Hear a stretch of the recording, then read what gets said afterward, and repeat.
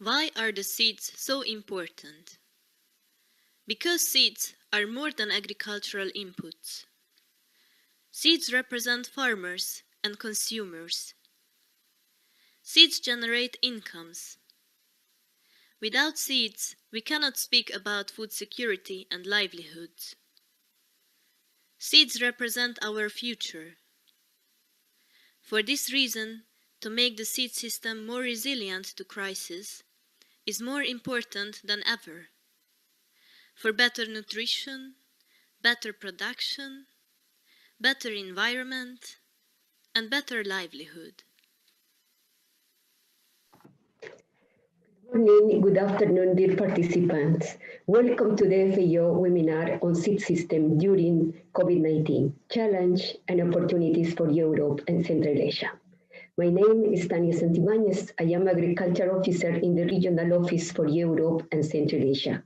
I am very happy to moderate today's webinar.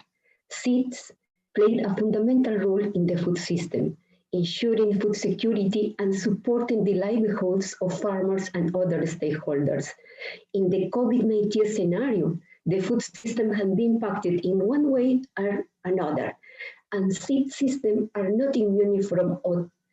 In some countries, the seed systems are more vulnerable than others. In this context, the purpose of the webinar is to exchange information and experience on the seed system during the COVID-19, to support countries in making timely measures and finding new opportunities for Europe and Central Asia. Let me share some technical information on the arrangement for the meeting. Language option, English, Russian, Turkish interpretation. You can switch language by clicking in the small globe icon in the bottom. We are expecting your question and comments in writing. For this, please use the QA box at the bottom of your screen for sharing your question. Please don't use the chat for this purpose. All presentation will be sent to all of you as well as the recording of the event.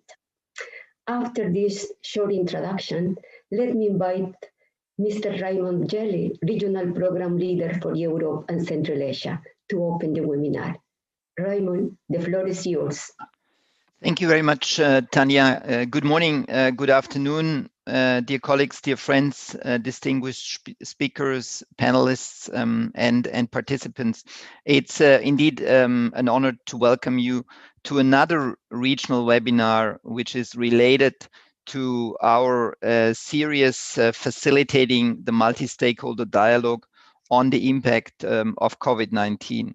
The aim of this webinars is indeed facilitating knowledge sharing and an exchange of experience amongst the actors in the region.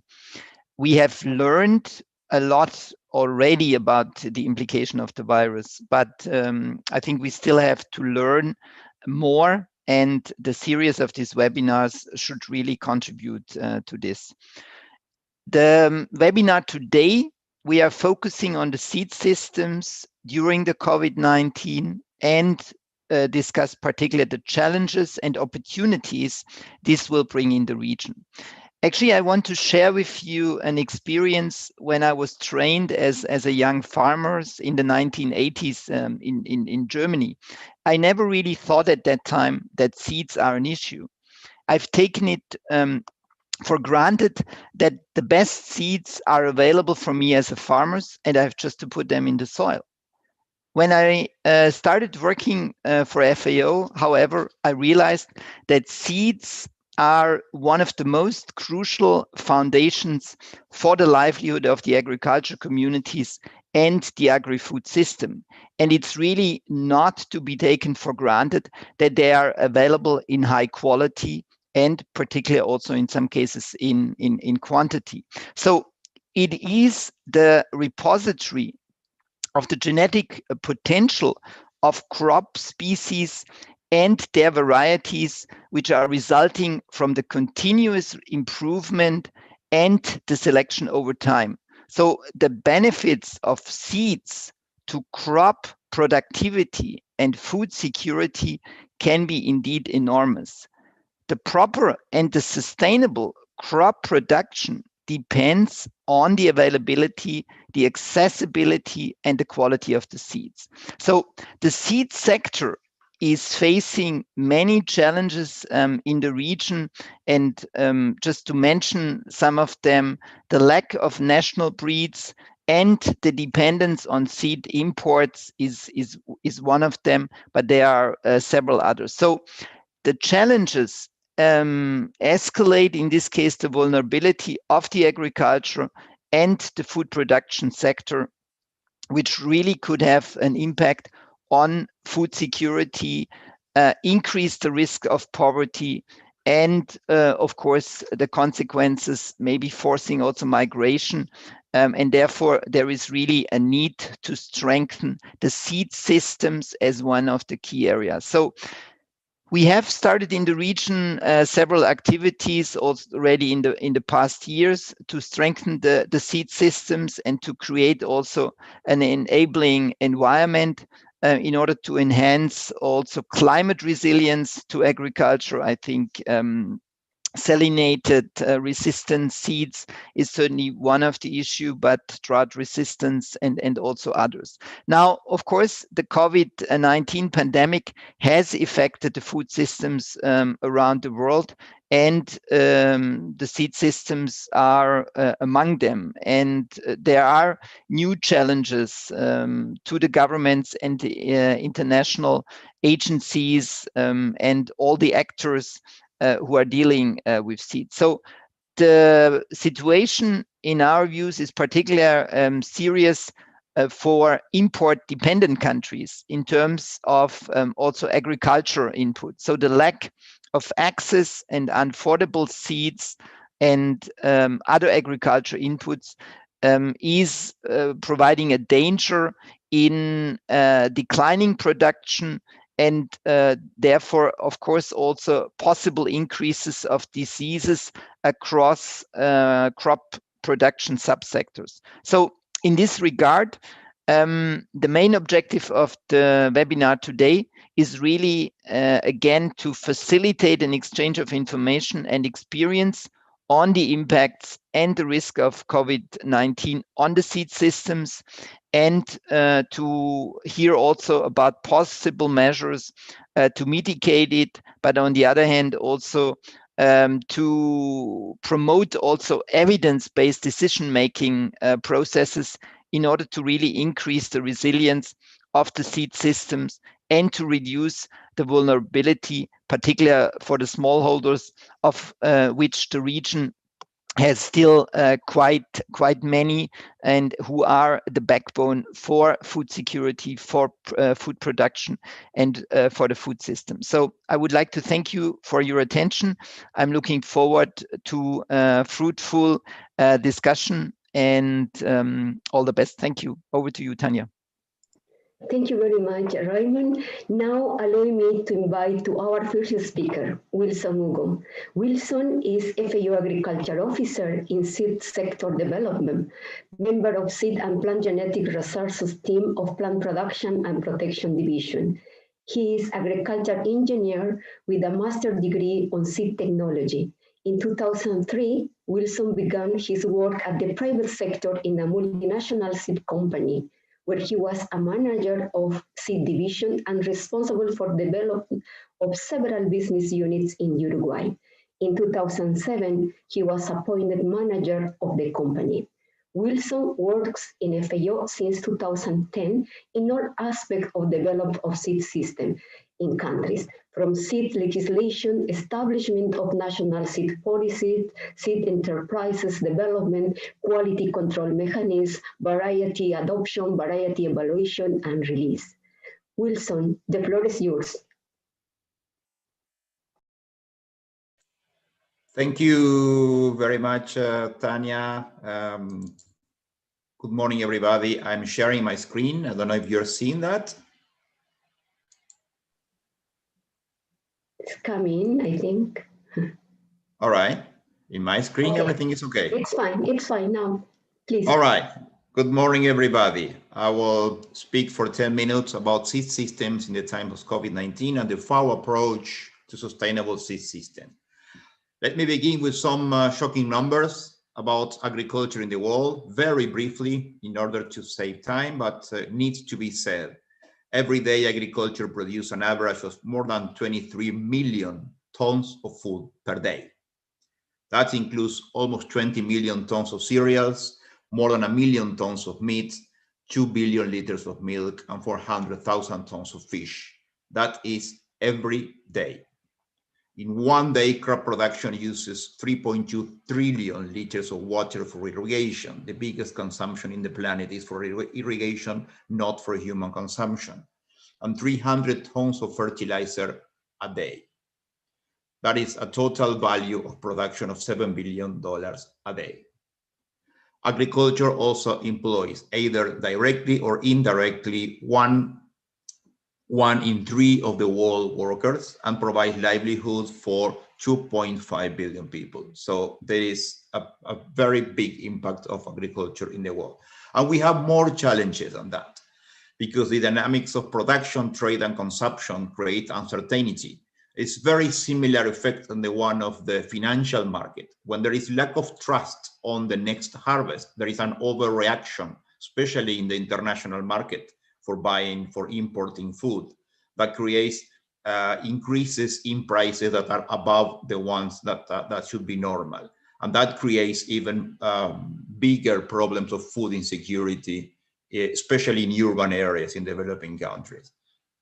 So for eliminating those uncertainties, it is absolutely necessary to increase food production in a sustainable way, which means producing more with less. And let me be clear, there is no escape to that. It's not just fancy wording. It's no escape. Productivity needs to be increased per area, because the cultivated area in the world cannot expand anymore. And if we continue depleting soils, it could even retract. So according to different sources, about 50% increase in production is expected from the genetic gains and quality of seed. Some people may argue it's 60 or 70 or 40. The number is difficult to mention with precision, but there is a general consensus. There is a very high proportion of the expected increase in production. The one I mentioned we cannot escape will come from genetic aspect and quality of seeds. In that sense, conservation agriculture in the broadest sense, not just one type of production, many different ones, but conservation agriculture is fundamental, from which a functional and organized system of seed production and supply is one of the pillars of any sustainable increase of agriculture production. So we are actually, like Raymond very well said a few minutes ago, at the center of the pillar of the sustainable increase in agriculture production. Now, going to the point of seed system, I will mention that also briefly and focus on what a sustainable seed system is for FAO and the work that we do. To begin with, we have a regular framework in which I should not spend more time in that, because I am in front of a panel of experts, of an audience of experts or people very well acquainted with the seed system. But you have a regulatory framework that will affect directly or indirectly community seed systems, commercially oriented seed supply, and also the agricultural research, by having regulatory frameworks related to variety release, also to quality assurance, to commercialization, imports and export, but also to intellectual property right, to phytosanitary issues, environmental issues, and biosafety. There's many things that touch the seed sector that have their own regulatory framework. This is something that probably we all know well. You have commercially oriented seed supply, but you have community-based seed supply, and they touch each other. They have local markets in between. And at the center of the whole thing is the use of plant genetic resources for food and agriculture, which I abbreviated the PGRFA, which are used by agriculture research, are used by commercially oriented seed supply, and are used by community-based seed supply. Everybody at the center uses plant genetic resources for their improvement and for their use. The whole thing then is affected by imports and export that will retrieve seeds from the system or will inject seeds into the system. That's something quite commonly forgotten. I mean, the more open you have a country to import and export, the more you affect internally the seed production, for good or for bad. I mean, it needs to be studied case by case. Also, some countries have different sizes of community-based seed supply related to commercially oriented seed supply. Now, in FAO, what do we find when we work in all the countries that we provide support from our division? Well, number one thing, we find that few varieties are really adopted by farmers. A low adoption of varieties by farmers is one of the major issues. That's something we could speak for hours, but today we have to be brief. But this is one of the biggest limiting factor. Agricultural Research Institute release new varieties, which then farmers don't use. There must be some reason for that. Maybe they are happy with the things they have. Maybe they don't know the performance of the variety. Could be anything. Bad facility for production and processing. Small market size is one of the biggest limiting factors found, but small market size does not refer to the number of kilos that a country needs to plant. It refers to the seed that is purchased by farmers. I mean, the effective demand is called. Dispersed clients, inefficient transfer of technology that may explain why few varieties are adopted. Lack of precise statistics for seed production and use, that is a limiting factor because medium-sized companies cannot take good decisions. Little knowledge of the market on the hands with the previous one I mentioned. Distortion of market due to donations. Yes, this is a double-edged sword. Donations of seed are necessary in case of emergencies, but if they stay for a long time, they distort completely the market. And the regulatory framework not clear, and we have numeric data of that I can mention in any other opportunity. The regulatory framework studies from more than 90 countries show that about 1/4 of the regulatory framework in countries have many important things not clear. Now, in a seed sector, we for sure heard many times of the informal versus the formal seed sector, and the competitivity and investment return. And we heard very much about the crops that have high seed value. I mean, value for who produces and sells seeds, like hybrids or vegetables. And you have other groups of crops with very low seed value, like rice, beans, wheat, cassava, or sweet potato. I mean, you have a clear differentiation of how profitable it is for a company, big, medium, or small company, to produce seed in different crops. But they coexist always. Every country has hybrids, in general associated with large private companies, varieties that in general are associated with research institutes, and community agriculture with seed sales, and agriculture with land races or unregistered varieties. Those systems coexist. It's not that one is good, the other one is bad. They coexist always, even in the least or the most developed countries in the world. But the principles, the two principles, the principle of demand and offer is the same, formal or informal. Is the same principle. You cannot concentrate in offering seed if there is no demand, because it's a recipe for disaster. Or farmers buying seeds only from a supplier they trust. And that is another topic in which we could discuss for a long time. What does it mean to trust a supplier of seeds? Does it necessarily mean certified seed, or means seed with quality control? Or maybe they trust more a neighbor than a certification system? We don't know. Things that needs to be clarified case by case. There is no one agriculture. Each subsector has its own needs. And every farmer, normally, you can expect them to be in touch with all the seed system. It's not that you have informal farmers and formal farmers. You have them in contact with all of them, because they need some hybrid or some vegetable. That's probably seed that is purchased, or the plant rice, but that come from a National Agricultural Research Institute. Beans may come from community farmers, or native varieties in some planting material that are obtained locally. So they are in contact with all of them. Then, after saying all that, what does it mean to be sustainable? Sustainable is when you have obviously a time-proof system. Sustainable is when you have a seed system that is resilient. It stays functional in good or bad years in the country. And this is one of the most important things I wanted to mention. There is not one recipe. Different countries have reached a sustainable seed system with a completely different approach from each other. Some going more for privatization, some going to nationalization. From compulsory seed certification to truth in labeling. There are completely different systems that are functional. So the secret is not in the system. The secret is in the way countries do implement what they have decided to have as a seed system. But in all of them, the sustainable ones, the roles of the government and the public and the private sector are crystal clear. What anybody is allowed to do and expected to do is absolutely clear. The motorway is the example. Let me take some parentheses here. It's like you want to have an efficient motorway of cars going fast, right? There's a role of the government to build it.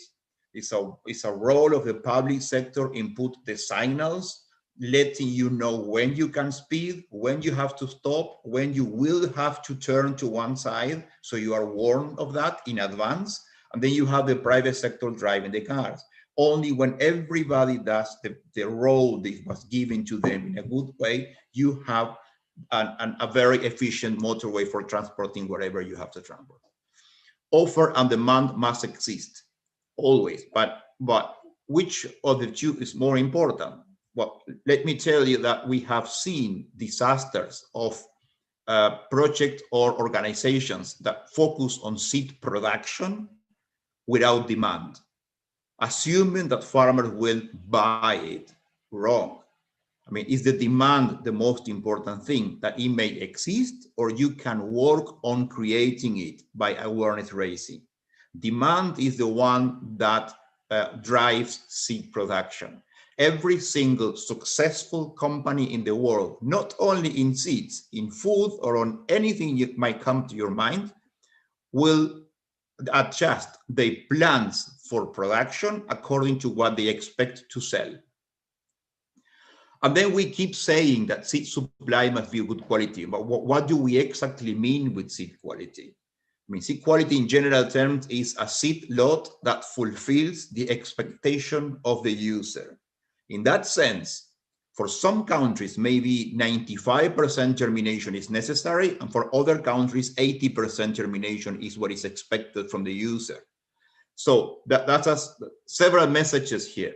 I mean, sometimes a small or medium-sized seed company is very happy with the quality of seed they're producing, but still does not fulfill the expectation of the farmers. Then sales are not big, and trust is not generated with the company, with the customers. Quality can't be just a wish. It needs to be double-checked with farmers if they are okay with the quality of the seed produced. It must be achieved with a quality control system. I didn't mention certification here. Certification is one of the systems for quality control in which a neutral body inspects the fields for seed production. But overall, certification of seed is only necessary when you have a real problem that you cannot solve with the producers or the user, when you need a neutral body to inspect. Otherwise, you don't have a need for certification. It's only one way of earning trust, and it's doing what you said you were going to do. That's the only way you earn trust, and that is how farmers develop trust on seed companies. Now, let me use half a minute here to remember that you have a role of the public sector, which is easy to see. You have a role of the government, but seed companies, apart from producing for making money for themselves, they have a role in the seed system. And the role is to increase the area planted with a new good variety in the shortest possible time and as true to type as it was when it was released. This is the role of seed companies. They are the seed delivery mechanism to farmers. And a seed company, I mean, again, a big, a small, or a smallholder seed enterprise.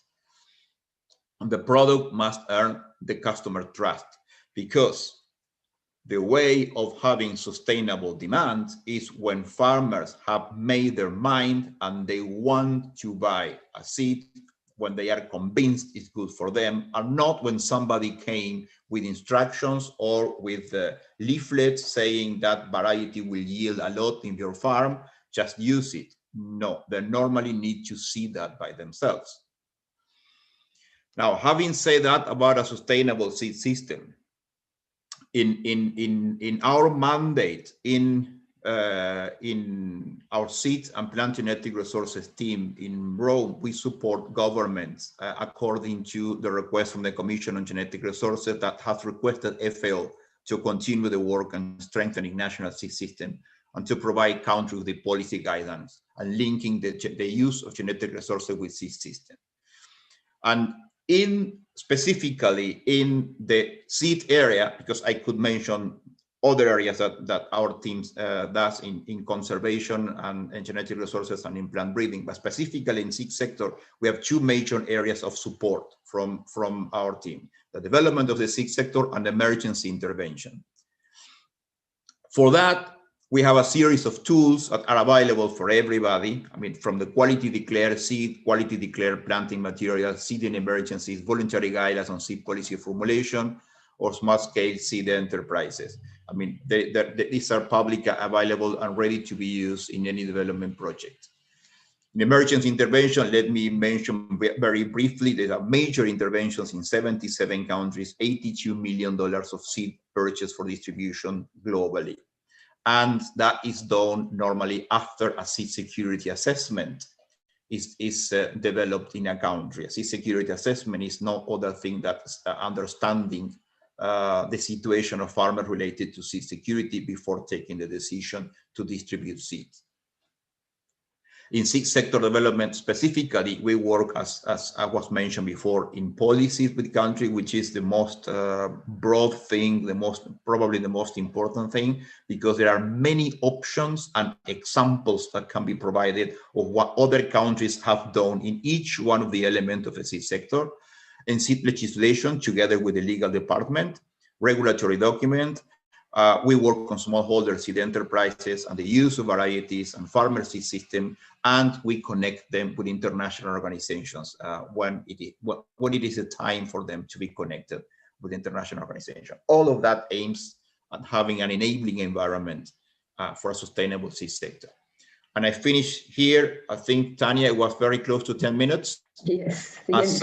As so kindly requested by you. Yeah, you know that's very good. Thank you very much, Wilson. Thank you very much, Wilson, for your very good presentation in which you have called our attention to the confluence of pressure on the food system, as well as the challenge, which in turn affects its system. Thank you for reminding us of the work that FAO does in seed system and genetic resources, highlighting the tools developed by FAO for seed management and which are available for the countries. Thank you very much. Okay, Tanya, this last picture is from a project that you know very well.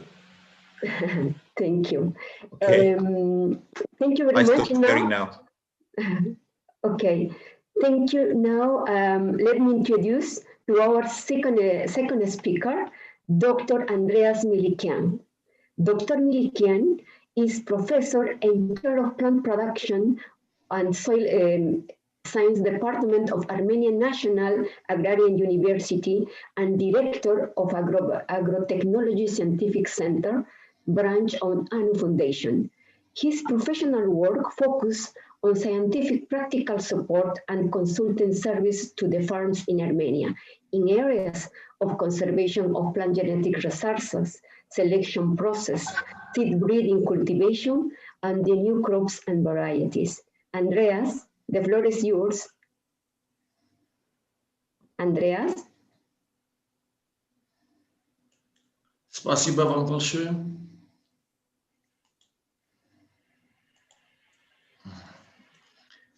Спасибо еще раз. Здравствуйте, уважаемые коллеги. Сегодня я попробую коротко представить вам состояние положения семеноводства у нас в Армении, проблемы в контексте стратегических планов в нашей стране, о научном состоянии семеноводства в нашем регионе, которые представляют собой самые большие проблемы для постсоветских стран и сейчас в целом из-за пандемии COVID в нашем мире.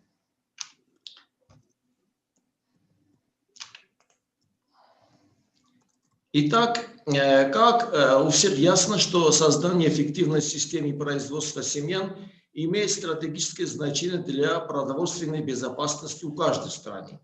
Таким образом, задачи и проблемы семеноводства – это есть организовать размножение качественных семян и посадочного материала сортов культурных растений, которые регистрированы и разрешено выращивать по сельскохозяйственным зонам, которые, например, несколько в нашей стране, а также по распределению и зонированию этих культур.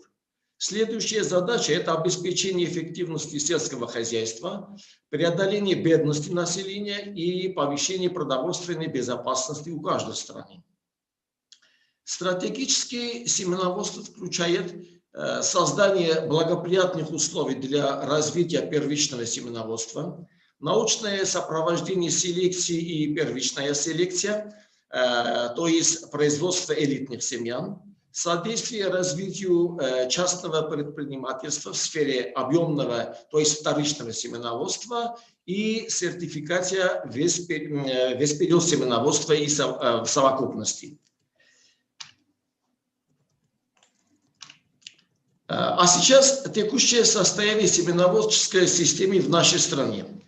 До 1990-х годов в республике существовала четкая система семеноводства и семенопроизводства сельскохозяйственных культур. При этом некоторые научно-исследовательские институты занимались селекцией и первичным семеноводством, то есть по производству суперэлитных и элитных семян. Кроме этого, существовало более 120 государственных семеноводческих крупных хозяйств по мерам нашей страны, которые работали в сфере сельского хозяйства по вторичным семеноводствам в разных культур. Они действовали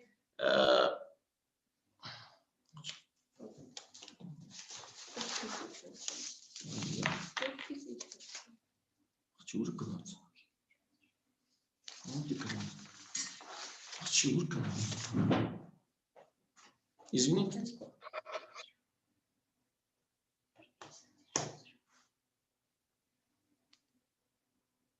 Чем кормили?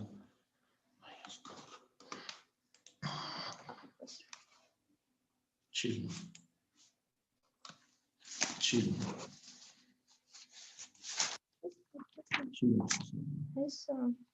Значит, существовали более 120 государственных семеноводческих крупных хозяйств по меркам нашей страны, которые работали в сфере сельского хозяйства по вторичным семеноводствам разных культур. Они действовали почти в каждом сельскохозяйственном зоне нашей страны. После приватизации земли, то есть после 90-х, эти предприятия, то есть фермы, были фактически распущены. Таким образом, как первичное семеноводство, производство суперэлиты и элиты, так и вторичное семеноводство в семеноводческих хозяйствах развалилось.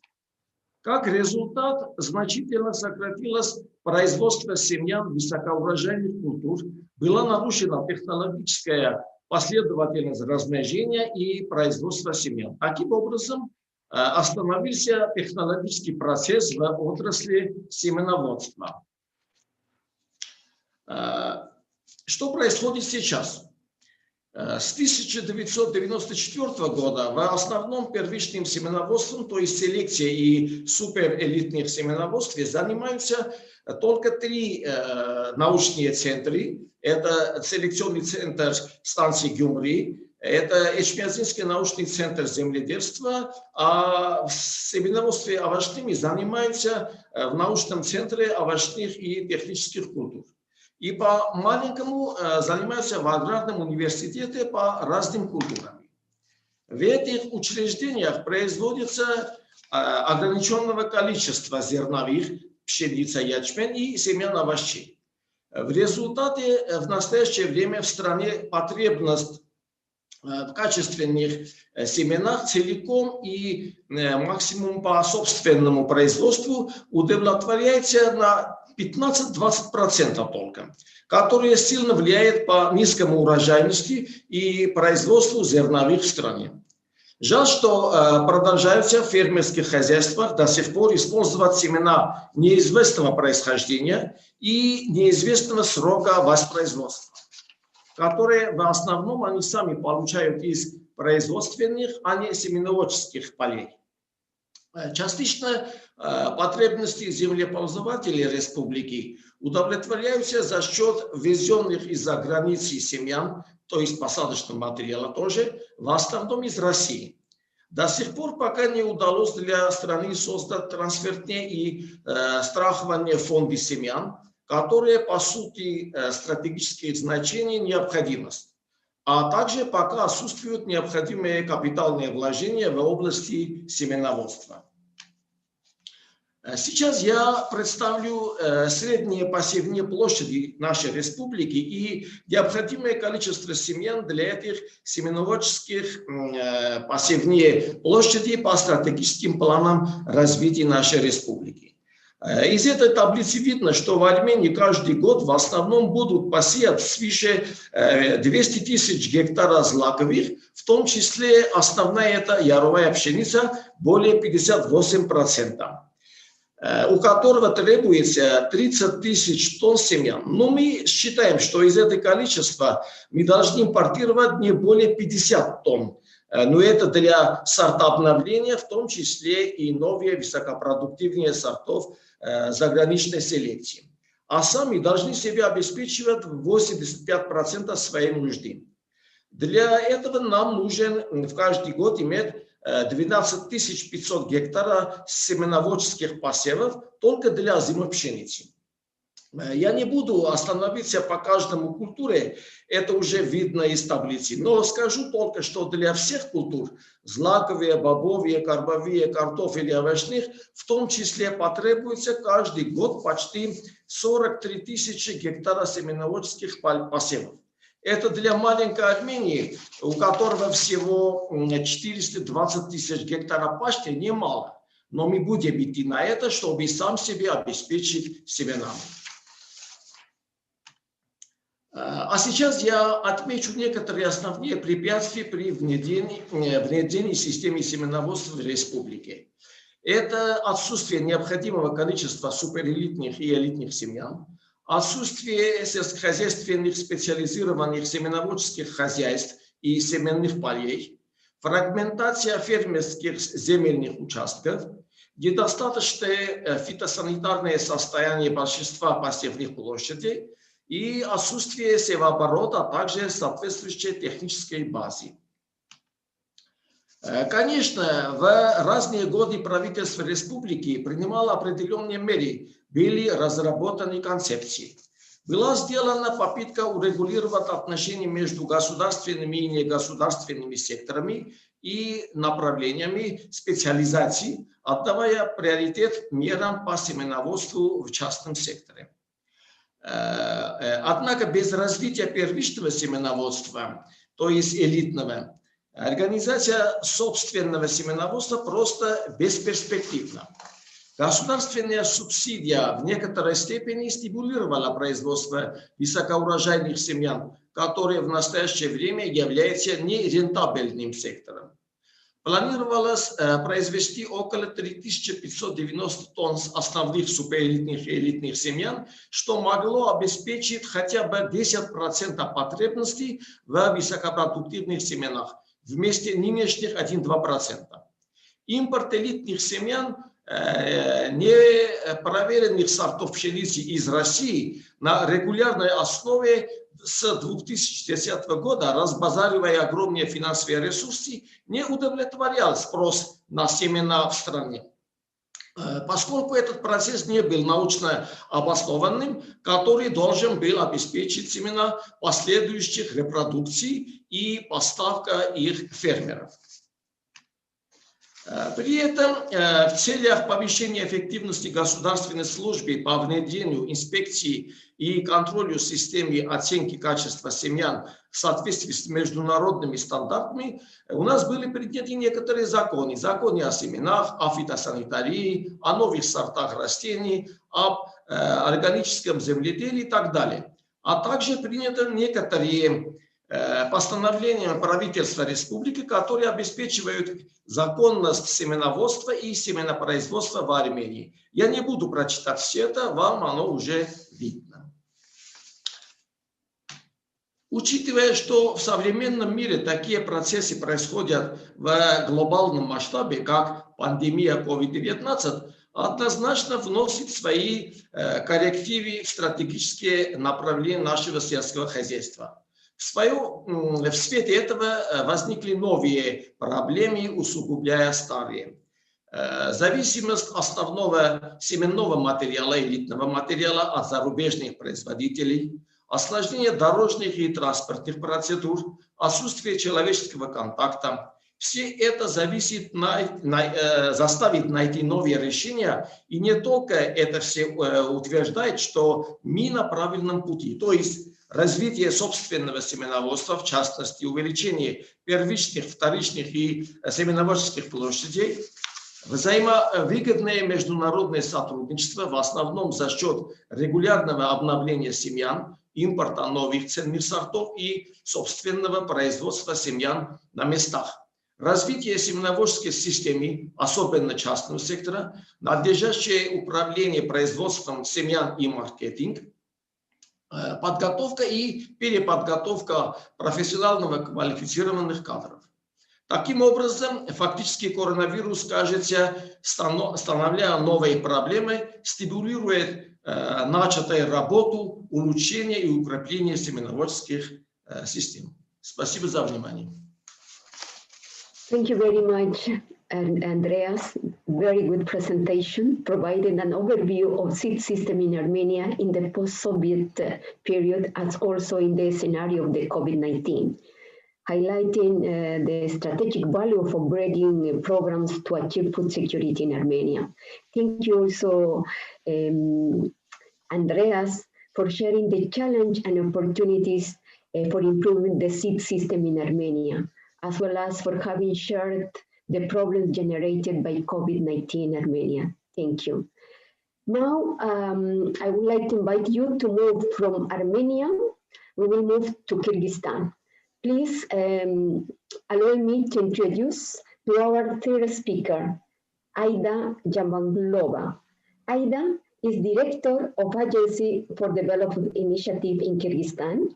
She has a university degree in mathematics, economics, and master degree in agriculture management. Since 2019, she has been working in the field of rural development with a special focus on rural women and small farmers. Since 2011, the main work is related to food security and nutrition and food sovereignty. In 2014, the agency initiated the Community Seeds Project to revitalize local vegetable seeds and farmers' seed system. In 2019, she was elected as Sub-Regional Civil Society Mechanism Facilitator for the Central Asia region, and she is member of Neilini Eka Movement for Food Sovereignty. Aida, the floor is yours. Здравствуйте. Слышно, да, меня? Я могу продолжить? Please, go ahead, Aida. Can you hear me? Yes, yes. Okay. Добрый день.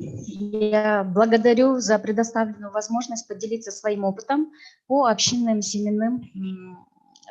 семеноводству, да, или семенам на уровне общин. Так. Я не знаю, как здесь. Fine. Так, наш проект инициатива называется «Дыхамурас». С перевода с киргизского это «Наследие фермеров».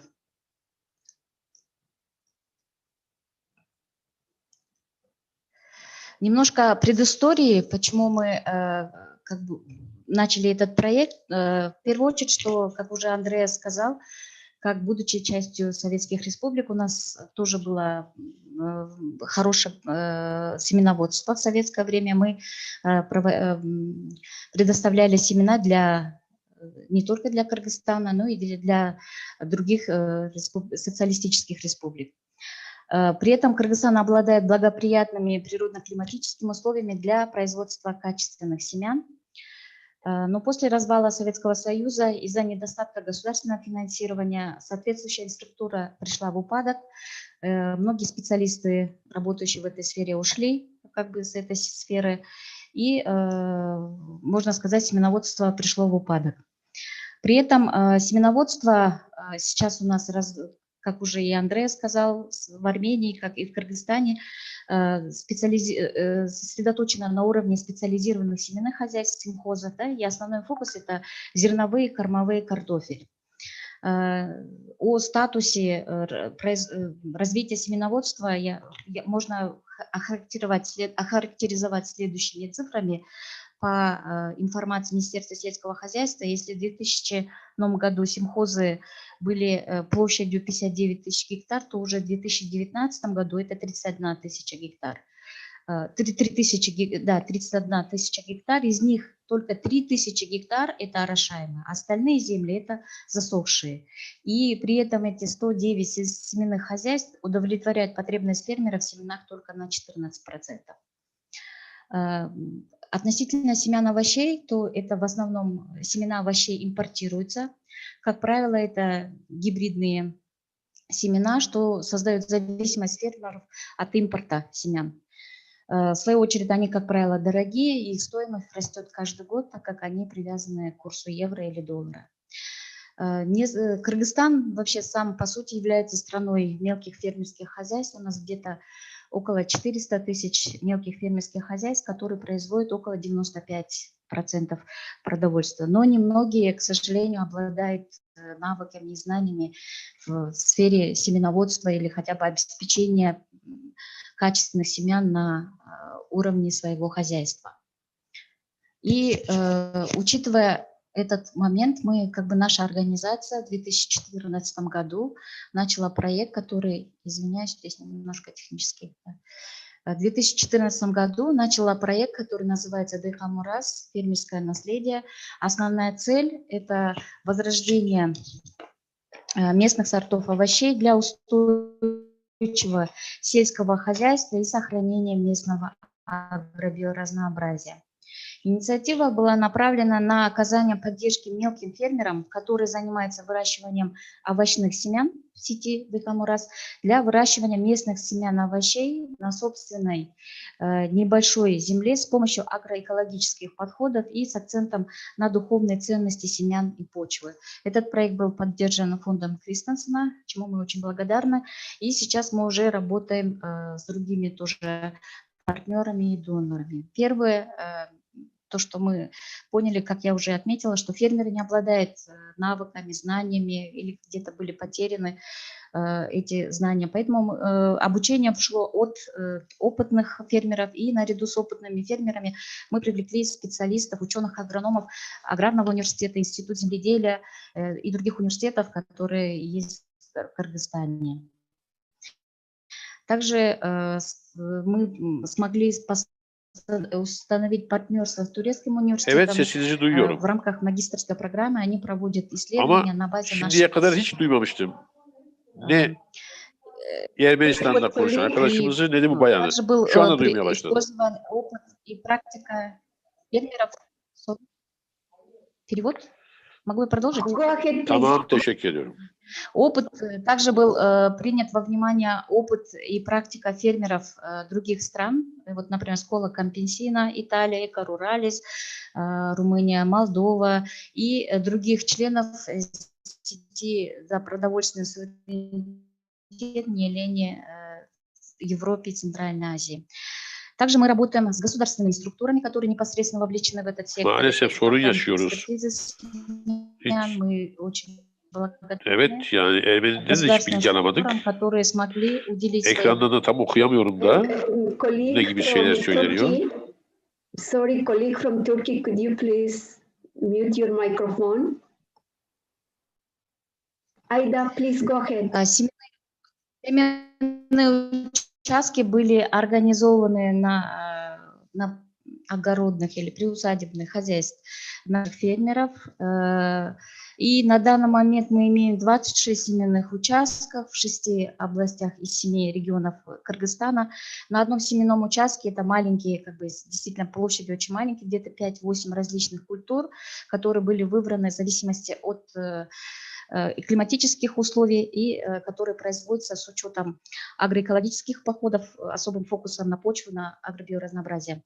И все агромероприятия фиксируются в книге учета семеновода. Была разработана книга благодаря нашим партнерам, совместными усилиями фермеров. И до сих пор эта книга продолжает как бы расширяться и улучшаться, где фиксируются все мероприятия, которые проводятся на этом участке. Так. И основной вопрос, конечно, это качество семян.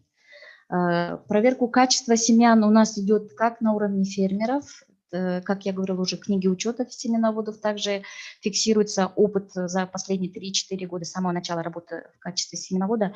Семеновод, я бы хотела здесь уточнить, это семеновод имеется в виду фермер-семеновод, или мы как называем парасеменовод, то есть это не ученый семеновод, а именно фермер, который решил заняться семеноводством. Да? И с 2019 года мы внедряем PGS, Participatory Guarantee System, гарантии на принципах совместного участия, где фермеры совместно, как производители, так и будущие потребители этих семян могут вместе участвовать в процессе производства, мониторить и также пользоваться этими семенами.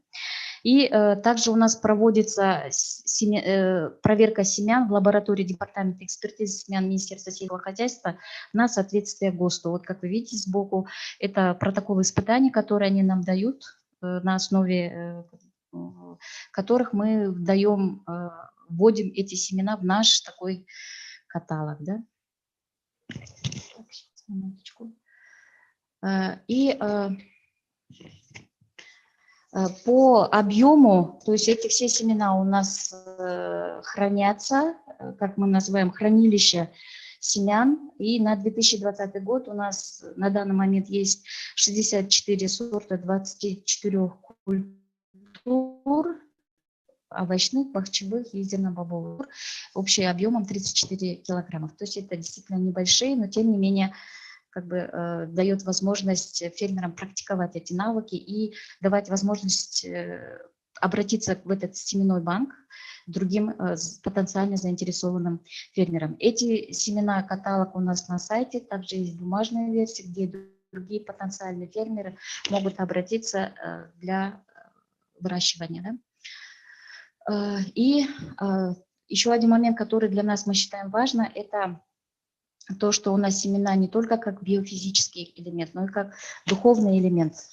То есть семена это рассматривается у нас как индикатор нашей духовности, духовной идентичности. И возрождение местных сортов семян, возрождение местных семян имеет прямое отношение к возрождению нематериальных ценностей народа, пробуждению его духа и некогда утерянной устремленности гармоничной жизни в природе и социуме. Поэтому наряду с физическими, какими-то техническими, технологическими моментами мы также смотрим, что значит семена для нас, как для народа, почему и определенные культуры для нас ценны, и как это отражается в культуре народа. В том числе это пословица, каких-то есть, скажем, культуры, традиции, которые связаны непосредственно с семенами. Поэтому мы изучаем, и это очень как бы обогатило нашу сеть, потому что если только концентрироваться на коммерции или только что-то это финансовые, то мы поняли, что это как бы не совсем устойчиво для нашей сети. И сеть семеноводов, пара семеноводов у нас создана, Декамурас называется, 118 человек на данный момент семенных участков. Партнерство, вот мы благодарим тоже Министерство сельского хозяйства, пищевой промышленности Кыргызстана для открытости, возможность, то есть они каждый год с нами встречаются, мы обсуждаем свои проблемы и рассматриваем возможности для совместной работы.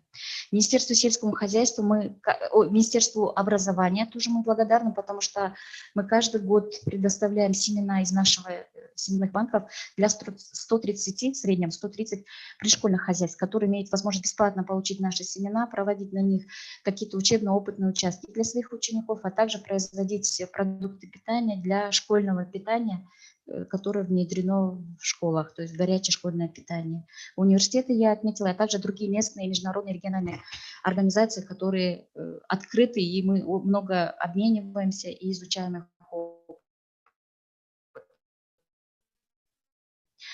Относительно вот COVID, что произошло вот во всех других тоже регионах, в других странах, были закрыты рынки, были закрыты границы. И как я уже отметила ранее, что большинство семян овощей импортируется. Конечно, это негативно отразилось на доступе фермеров к семенам.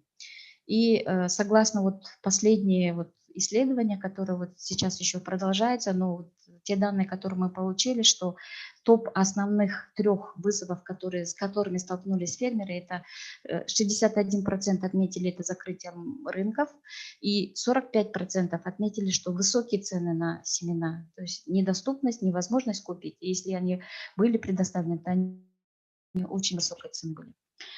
И что как наша сеть отреагировала или как она вовлеклась в поддержку наших фермеров других, мы смогли предоставить за счет своих семенных банков семена овощей на 10 гектаров для 1140 фермеров, которые участвуют в проекте ФАО. Другой есть проект, который называется «Изменение климатических действий в Кыргызстане». Мы предоставили им семена, и эти фермеры смогли засеять свои земли, которые пустовали, можно сказать, на тот период, и смогли обеспечить продуктами овощей, производством овощей для поддержки своих семей. И также мы организовали онлайн-школу или школа фермеров. На данный момент выложено уже 10 уроков, начиная от посева семян, то есть как выбрать семена и так далее, до заготовки семян. Вот и у меня последний слайд, надеюсь, что по времени. Относительно законодательства, то есть мы понимаем, что нужно тоже работать по законодательству, и мы сделали маленький такой обзор.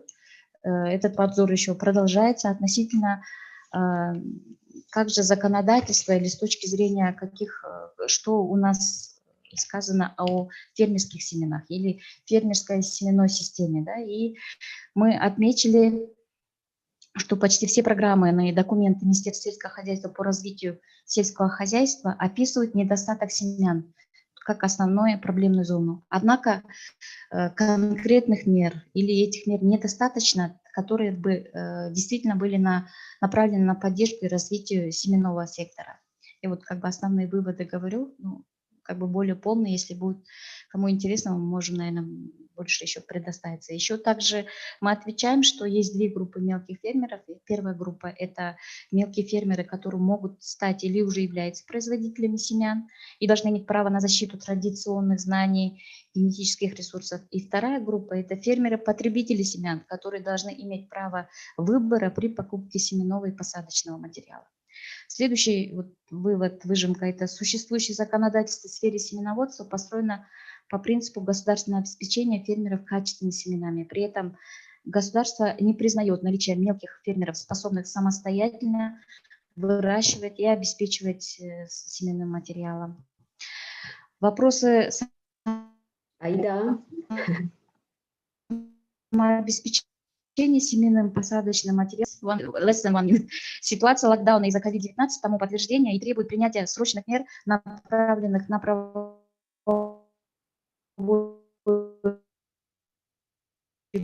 регулирование деятельности крестьянских фермерских хозяйств с позиции стимула еще не отражает право крестьянских, но мы думаем, что это обязательно важно отразить право крестьянских фермерских хозяйств на семенной материал, на защиту традиционных знаний, касающихся генетических ресурсов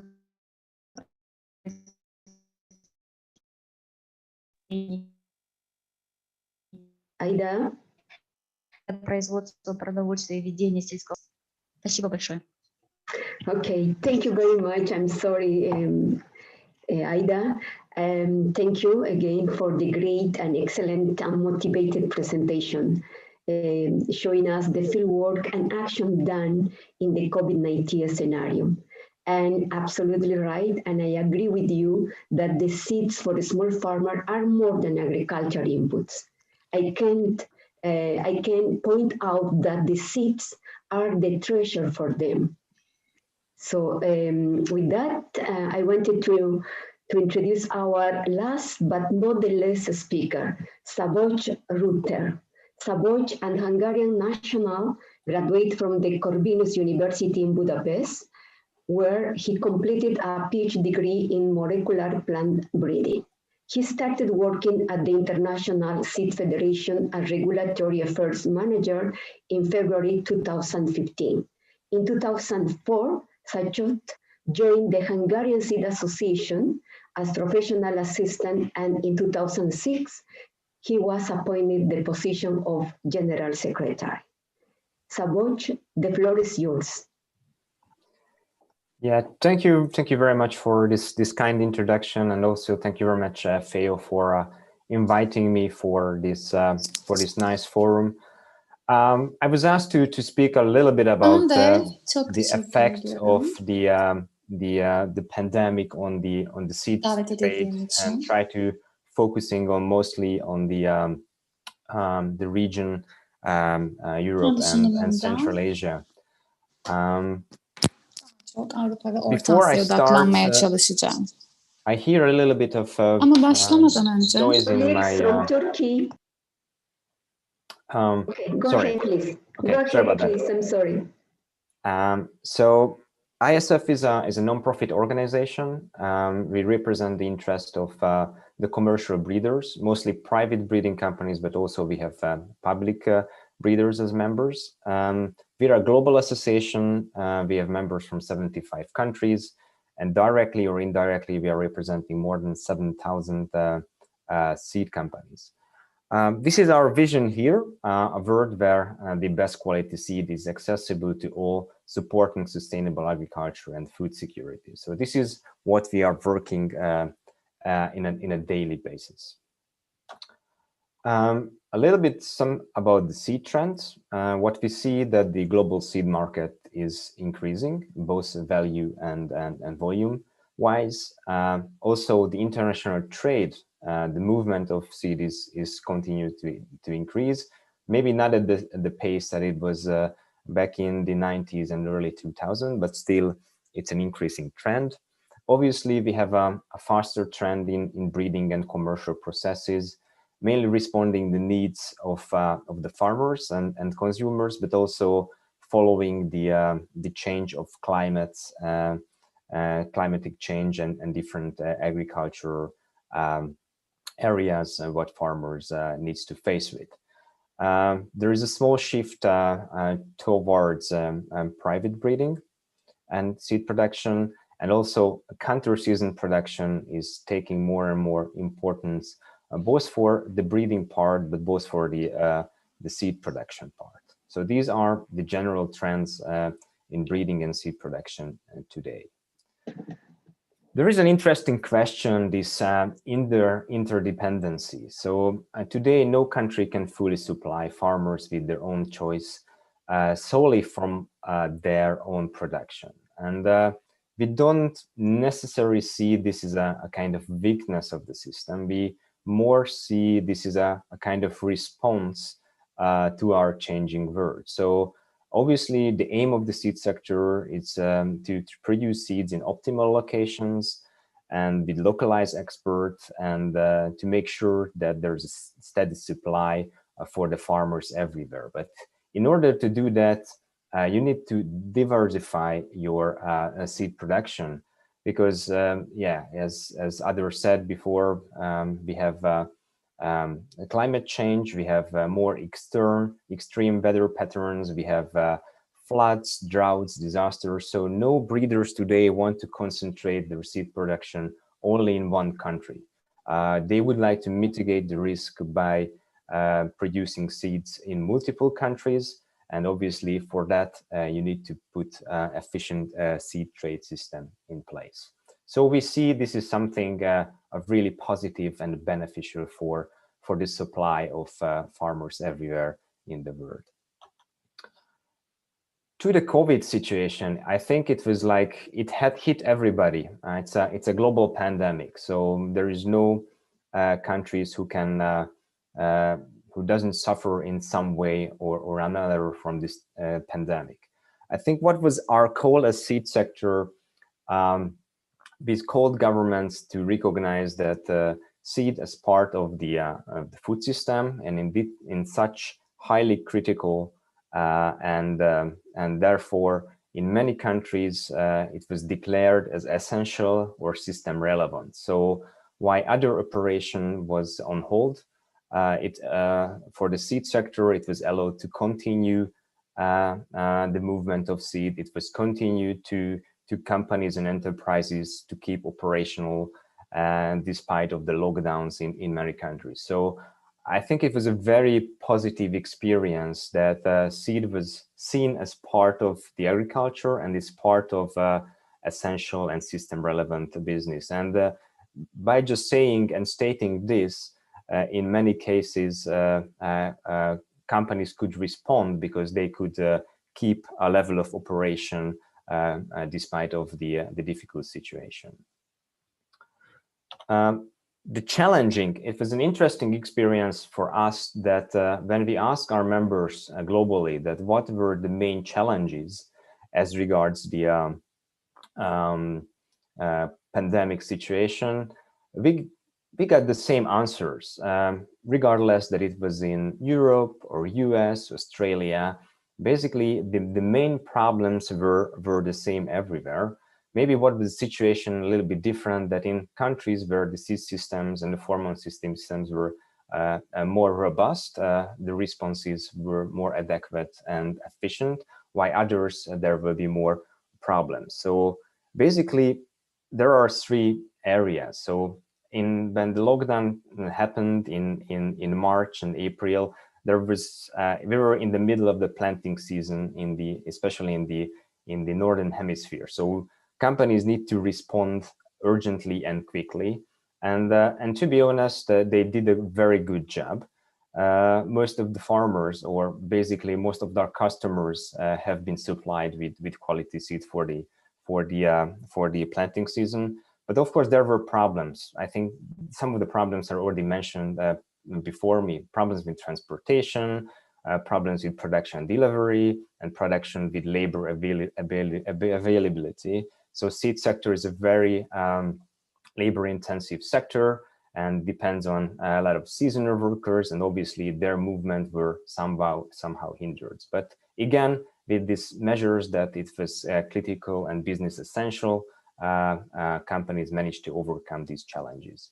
What is also very crucial that it's a cycle, it's an ongoing business. So while we were supplying farmers for this planting season, we had to think ahead and thinking about tomorrow, about seed production, to have again seeds for the next planting season as well. So it was a little bit challenging to respond to the urgent needs, but looking for the future. And even more, the breeding side is an investment for the future. So despite having difficulties at the moment, you cannot abandon breeding programs, which basically supports the future, what you need in these circumstances.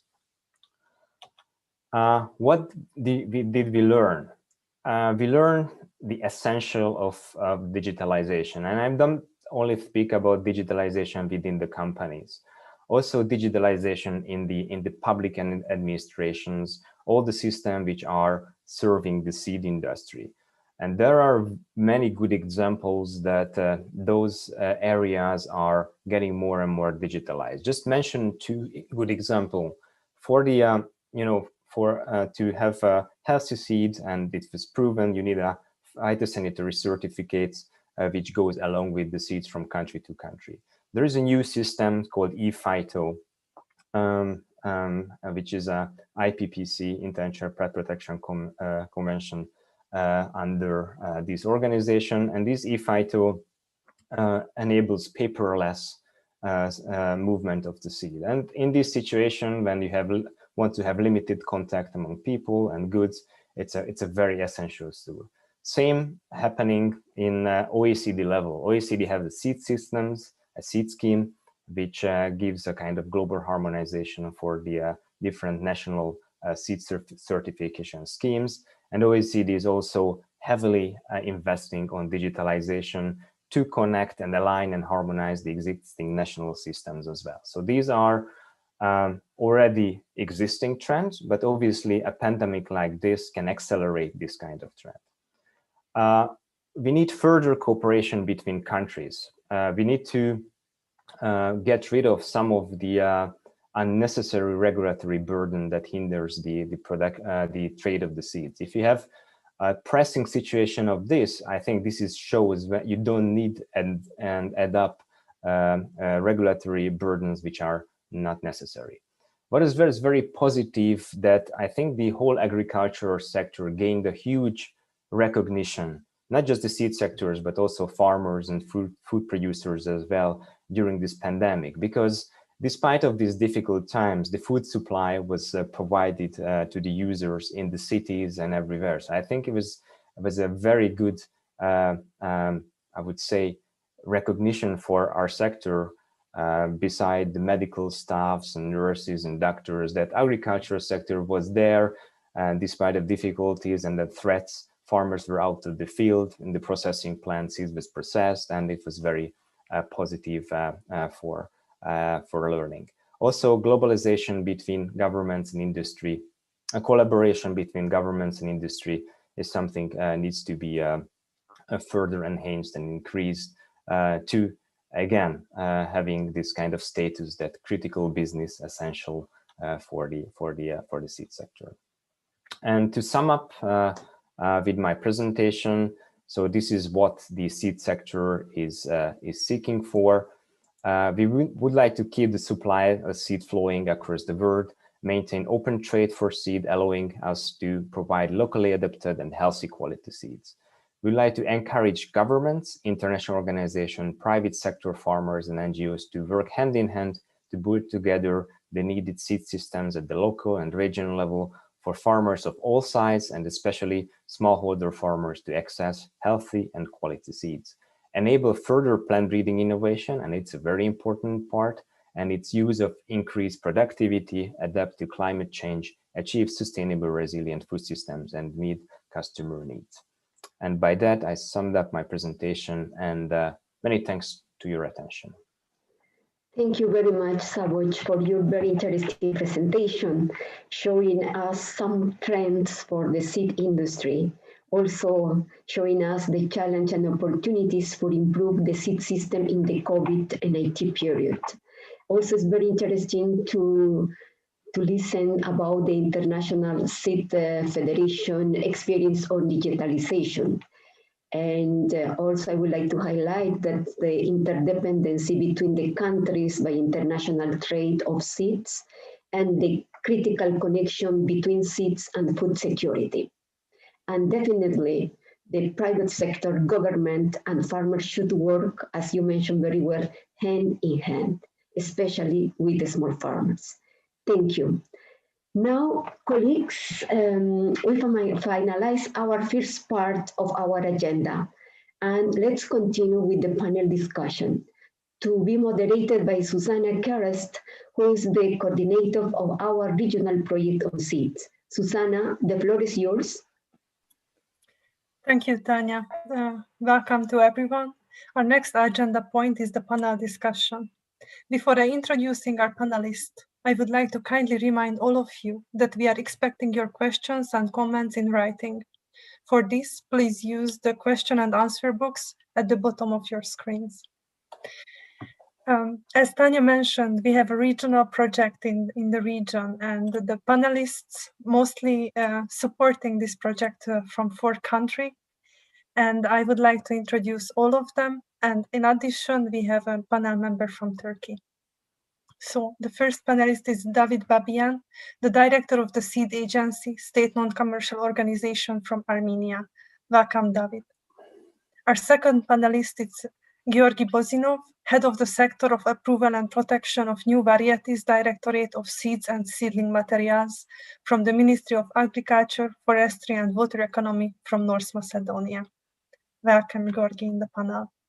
Our third panel member is Jigitali Jumaliev, the head of the Department of Plant Growing and Intensive Horticulture of the Ministry of Agriculture of Kyrgyz Republic. And the fifth panel member, it's actually a combination because our national focal point, the fourth panel member, it's Tayfur Kaglayan, who is an agriculture engineer and seed expert from Turkey. He has more than 30 years experience from the public and private seed sector in Turkey. And the fifth member of the panel, it's Hamidov Odil, who is the head of the seed planting and testing governmental entity from Tajikistan, and our colleague Masuda Saidova will support him to participate in the panel discussion. The aim of this panel discussion to continue the experience sharing on the challenges and opportunities of the seed systems under the COVID situation. And therefore we will discuss through 3 questions. All of the questions will be asked from all of the panel members, and I would like to ask you to try to keep your answers between 2 and 3 minutes, considering the time situation with this panel discussion. So the first question: how affected the pandemic on the availability and accessibility of the seeds of the main crops in the seed supply chain? I would like to ask David to start with his answer. Thank you, Susanna. Thank you to organizers for having this webinar. I'm confident that it would be helpful to country representatives to get new ideas and to try implement them in their countries.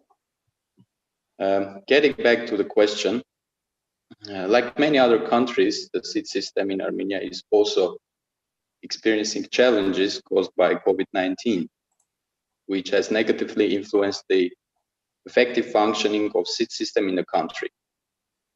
In general, the seed system in Armenia has a number of problems, such as the limited number of certified local seed producers, or low awareness of most farmers about the positive impact of using certified seeds in their practice. Other issues include, for instance, not buying seeds from certified producers or sellers, or poor control of distribution channels of locally produced seeds. All mentioned issues, especially in the time of COVID-19, affect the seed system functioning in general.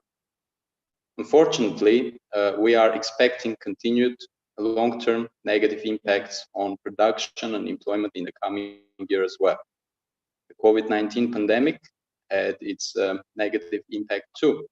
For instance, there have been issues related to the market access. Countries were trying to keep their produced seeds locally rather than exporting. This resulted in decrease of supply and increase of the prices. In this context, observation shows that many households in Armenia prefer to buy seeds that have lower prices, and this is a common practice in country. Together with that, country saw a rapid increase of confirmed cases of disease. Since March up to this time, around 120,000 cases were announced that included many farmers, seed suppliers, employers, etc. And in general, the availability of high quality seeds is very limited in the market because of restricted number of local seed producers and the high prices of imported quality seeds. Cereals, legumes, potato, and vegetables occupy more than half of the zone areas of the main agriculture crops in Armenia, which is about 250,000 hectares. Therefore, it is even more important and crucial to use high quality seeds to improve land use efficiency. I'll try to be short in this question, and thank you for your attention. Thank you, David. I would like to ask Georgi to provide us his view on the availability and accessibility of seeds in case of North Macedonia, considering the COVID situation.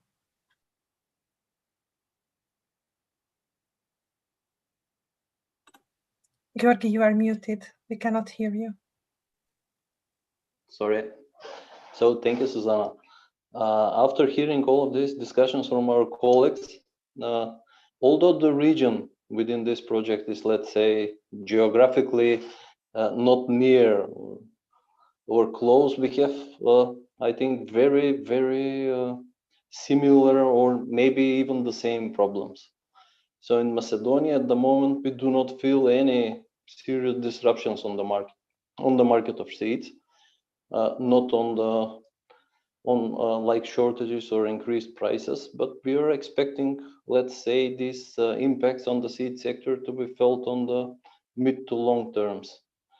So for the analogy, I must stress that we are also highly dependent on seeds and on imports of seeds and seedlings.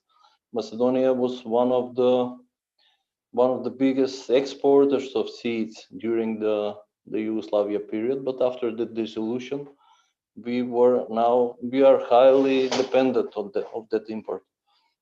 So there are only a number of varieties that are domestically produced and certified. So these quantities do not they do not meet the demands of the national market. For example, in 1920 we had only 7 new varieties enlisted in the national variety list, and 5 varieties were enlisted in 2020 just for the beginning of the testing, for the enlistment of the national varieties list.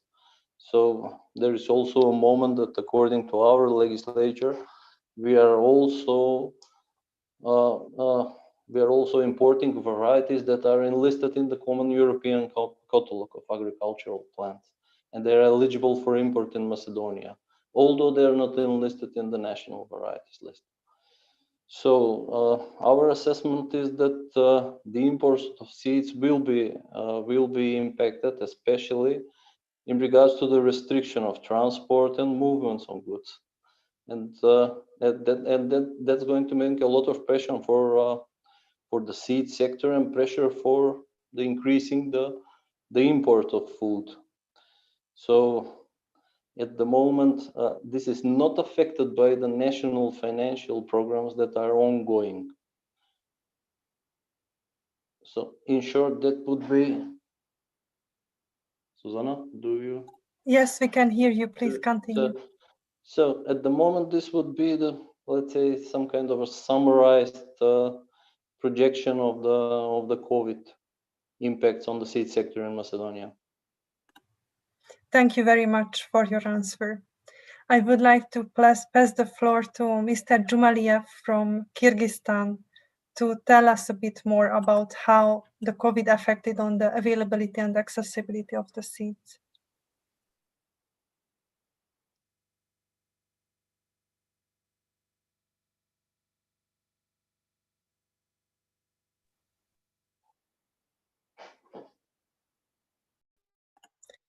You are still muted.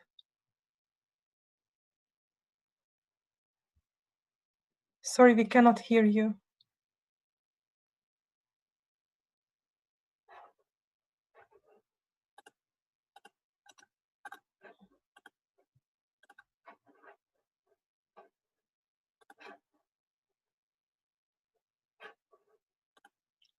Could you switch on your mic? Sorry, we cannot hear you.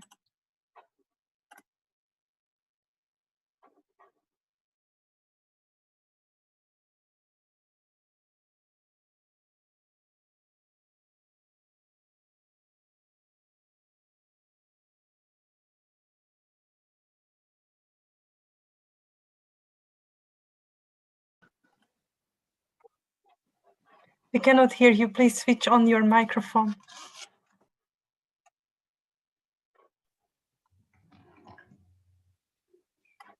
Жигиталы Жумалевич, siz de ukpaylebиз. Siz de ukpaylebиз. Mikrofonunuzu janıp koysunlar.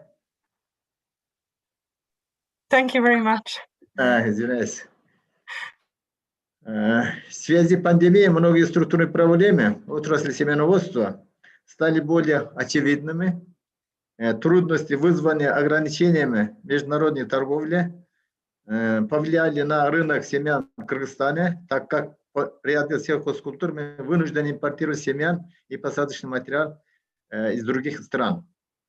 Прежде всего, это овощные и плодовые культуры, большая часть которых поставлялась из стран Европы. Кроме того, из-за проблем отечественной селекции мы практически полностью зависим от ввоза новых сортов и гибридов из стран ближнего и дальнего зарубежья. Поэтому, безусловно, ограничения из-за пандемии оказывают свое влияние на семенной сектор Кыргызстана. Производством семян в республике, как отметил Айдай, занимается 109 сельхозов, из них только 11 являются государственными, остальные частные и акционерные общества, сельхозкооперативы. Также реализацией семян занимаются некоторые крупные и мелкие компании-предприниматели нашей республики, имеющие контракт с зарубежными партнерами. Они в основном работают по заказам. Что касается сельхозов, у них имеется своя клиентская сеть, и часто семена реализуются прямо на базе сельхозов. Сила государственной поддержки сельхозтоваропроизводителей, обеспечение сертифицированными семенами и создание благоприятных условий семенного хозяйства для производства и реализации сертифицированных семян приоритетных сельхозкультур. У нас в 2019 году был подписан закон о государственной дотации семеноводства. Данный закон заложил правовую основу для решения двух основных взаимосвязанных проблем, сдерживающих развитие семеноводства республики. Это, во-первых, сельскохозяйственные товаропроизводители смогут приобретать сортовые сертифицированные семена по более низким ценам, что положительно отразится на повышении урожайности и качества производимой продукции. Во-вторых, позволит семенным хозяйствам полностью реализовать выращенные семена по дотационным ценам, тем самым укрепить свои финансовые положения, значительно увеличить объем производства сортовых сертифицированных семян. Именно весной в этом году мы начали реализацию этой программы. Программа датирована, государство компенсирует 30% стоимость семян, что делает семена дешевле наших фермеров. Здесь мы должны отметить, что поставка семян по программе государственного датирования совпала как раз с вспышкой пандемии текущего года весной. У нас был введен режим чрезвычайного положения, что затруднило передвижение и фермеров, и сельхозов, а также были случаи закрытия точек продаж семян. Имелись проблемы и другие многие проблемы. Доступ к сельхозтехнике для выполнения полевых работ. Таким образом, пандемия оказала серьезное влияние не только на отрасль семеноводства, но и весь сектор сельскохозяйства. Учитывая, что Кыргызстан – это горная страна, транспорт зависим от своих соседей в плане экспорта и импорта.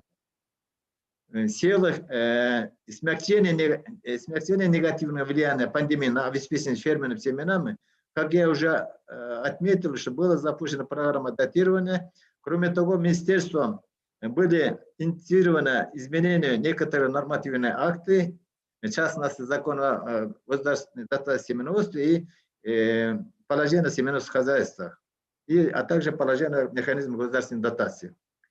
Также большое внимание мы уделяем оптимизации структур пассивных лошадей. Большая часть наших сельхозов занимается семеноводством зерновых, колосовых культур, имеется в виду пшеница, ячменя и других. В связи с пандемией правительство поставило задачу значительно расширения пассивной площади под пшеницей для обеспечения продовольствия и безопасности нашей страны. Это, естественно, требует дополнительных объемов семян пшеницы и стимулирует наши сельхозы производить больше. конце хочу отметить качество дополнительных мер по адаптации к новой реальности, которые еще нужно принять. Можно добавить, что проведение информационной кампании для фермеров всем хозов о рисках, связанных с пандемией, так как трудно сказать о возможности поставок семян в следующем году и выполнения международных контрактов. Так как вам известно, мы создали кооператив КВС, который мы экспортируем семян овощных культур стран Азии, Японии, России и других стран. Также второе, оказание финансовой помощи сельхозам, это в форме льготных кредитов. На государственный проект у нас существует финансирование сельскохозяйственного ежегодно, который правительством входит в постановление правительства. Также мы используем, сейчас мы начали метод консолидации мелких сельхозов, которых хотим теперь объединением, добровольным объединением сельхозов и перехода в перспективу создания семейных компаний.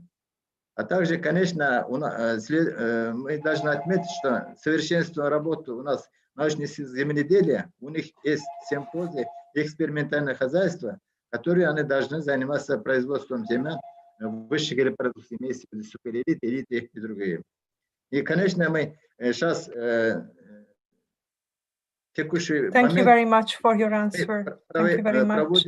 I would like to give the floor to Mr. Tayfur Kaglayan from Turkey to answer to the same question, how he sees the effect of the COVID-19 in Turkey.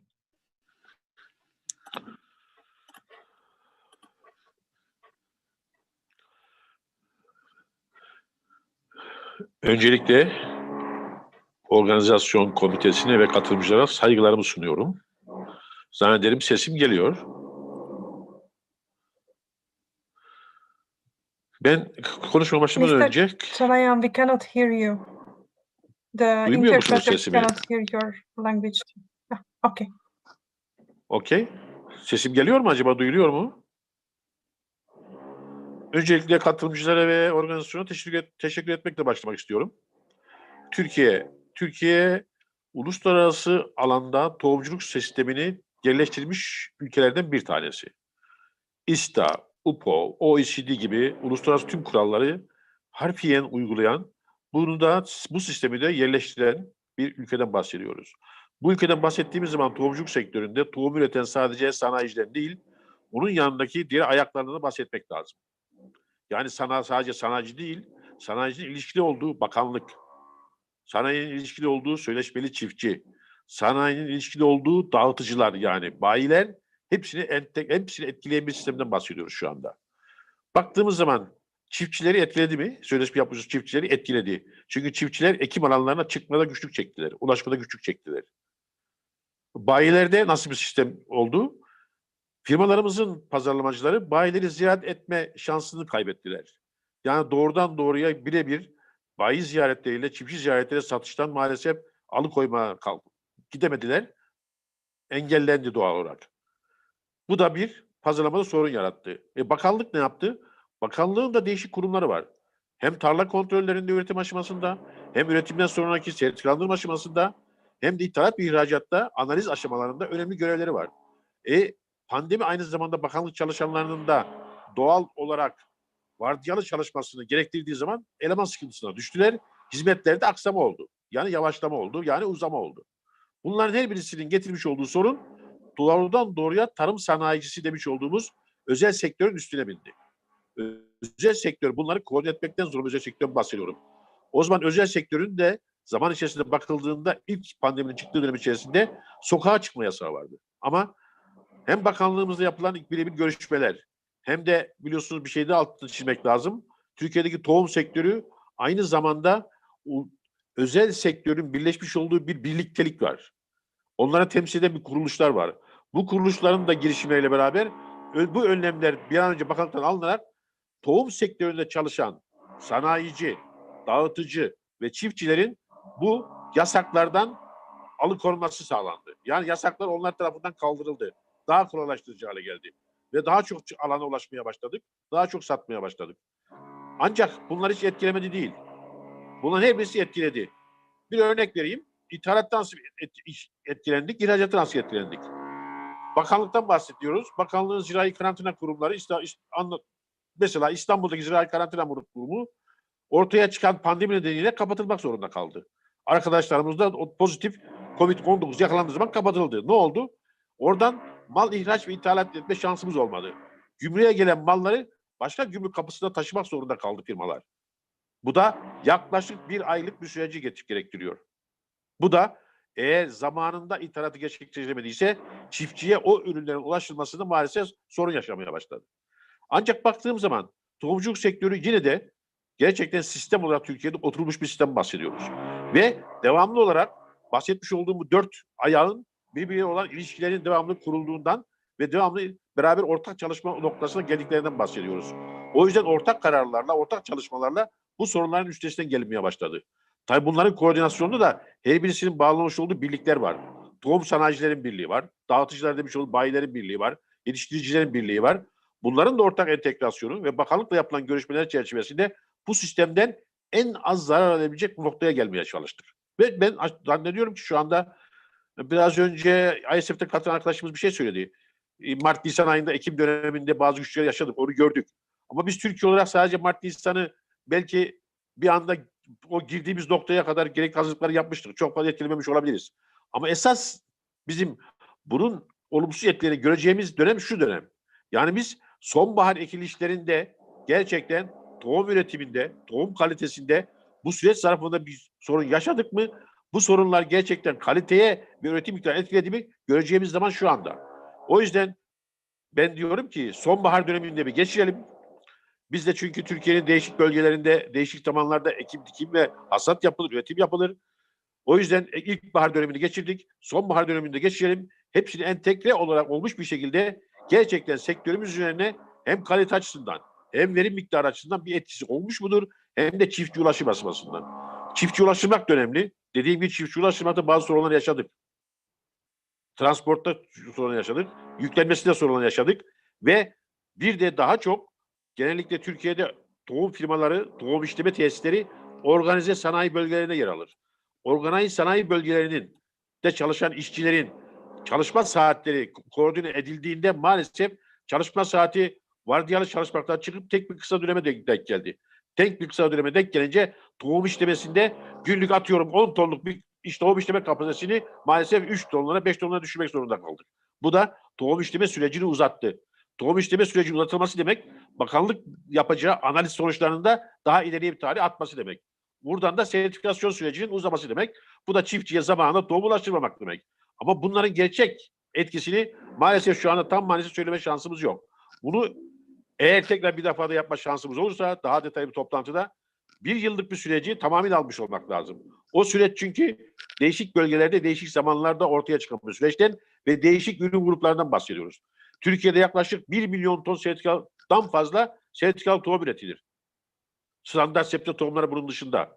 Bunların ülke çapında koordinasyonu maalesef çok önemli bir çalışmayı gerektiriyor ve bilgi birikimiyle bilgi toplamasını gerektiriyor. Bunun için de zaman ve süreç lazım. Ama ben şunu söylüyorum, inanıyorum ki diğer sektörlerin etkisi belki Covid onlara daha fazla etmiş olabilir.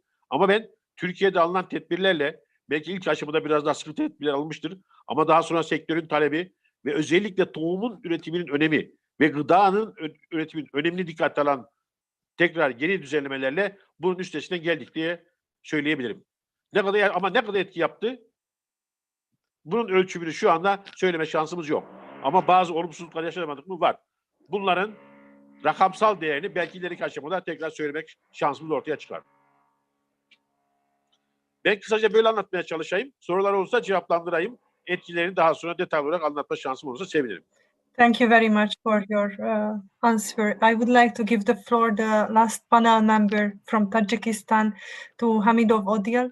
Masuda, your colleague, do you hear us? Could you step in and connect Mr. Odil to the discussion to answer to this question? Yes, hello to everyone. I hope that you hear me very well.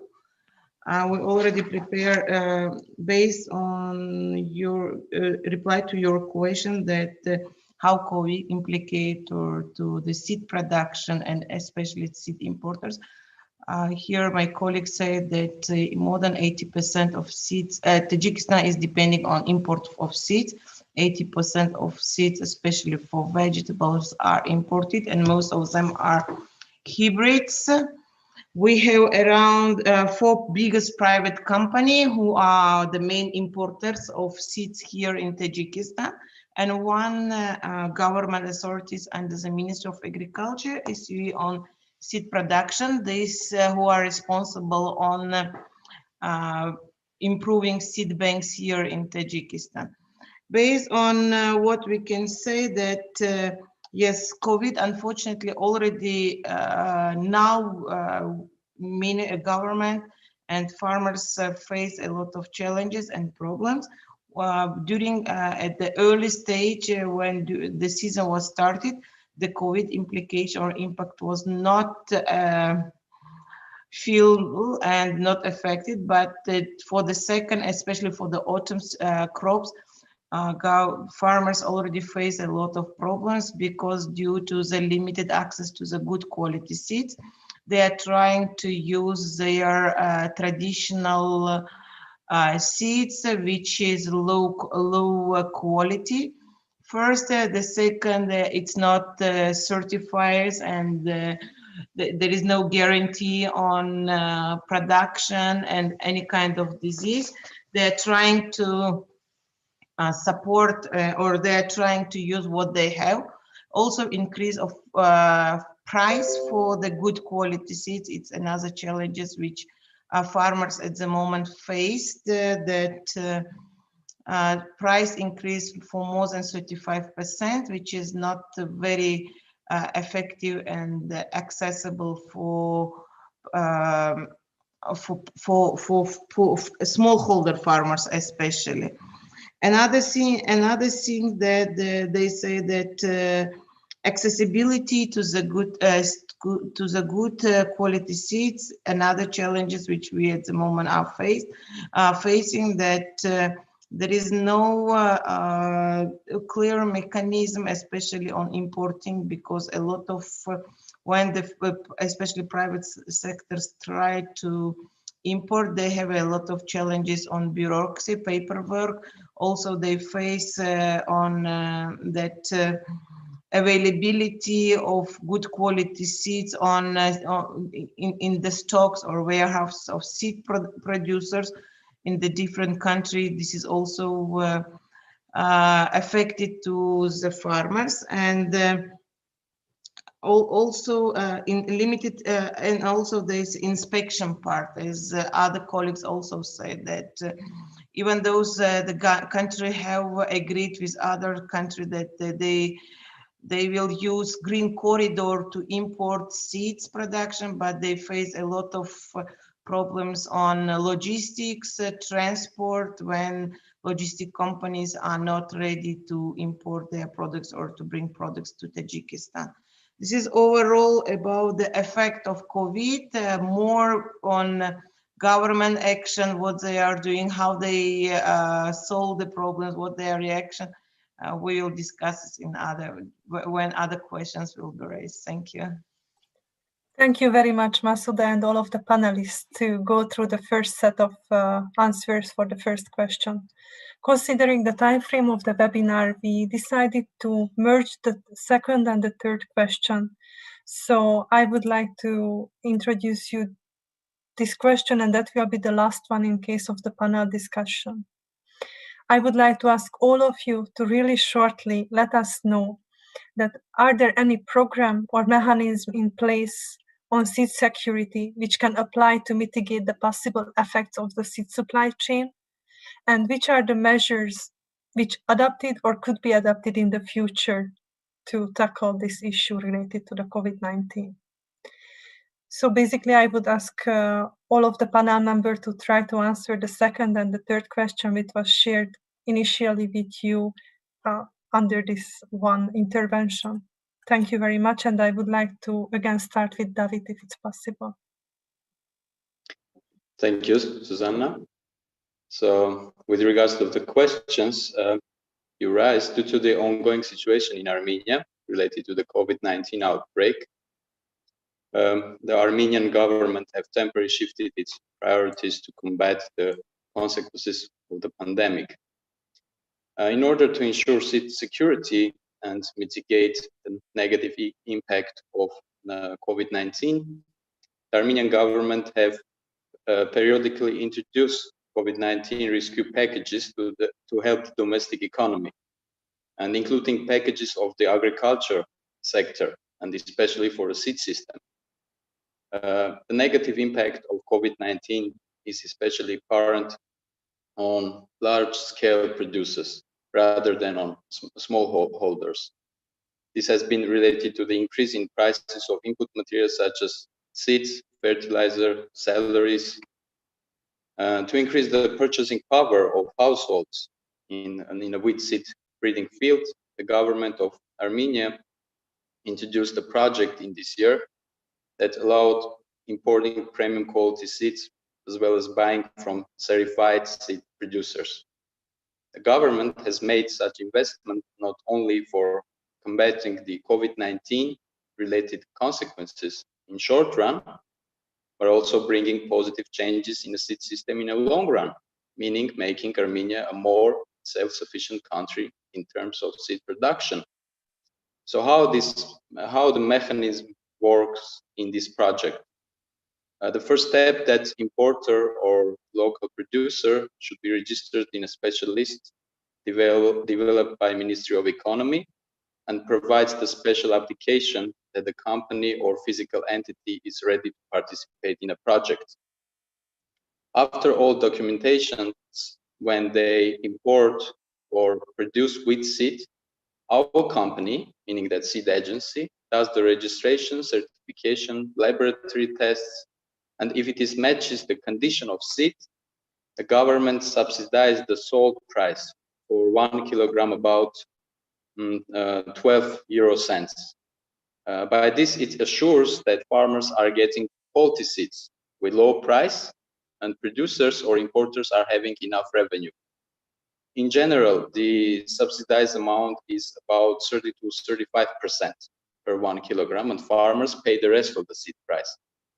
The project has a lot of limitations and conditions, but I wanted to show you how the mechanism works. And on the other hand, let me inform you that within this project, there were subsidized the wheat seeds, and for about 5,000 tons, and out of which 1,000 tons is locally produced.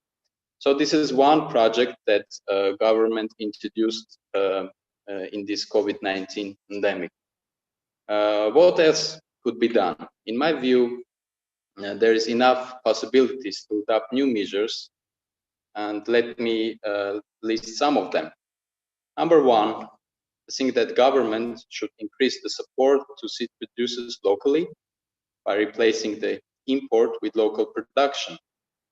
The support should be done twofold.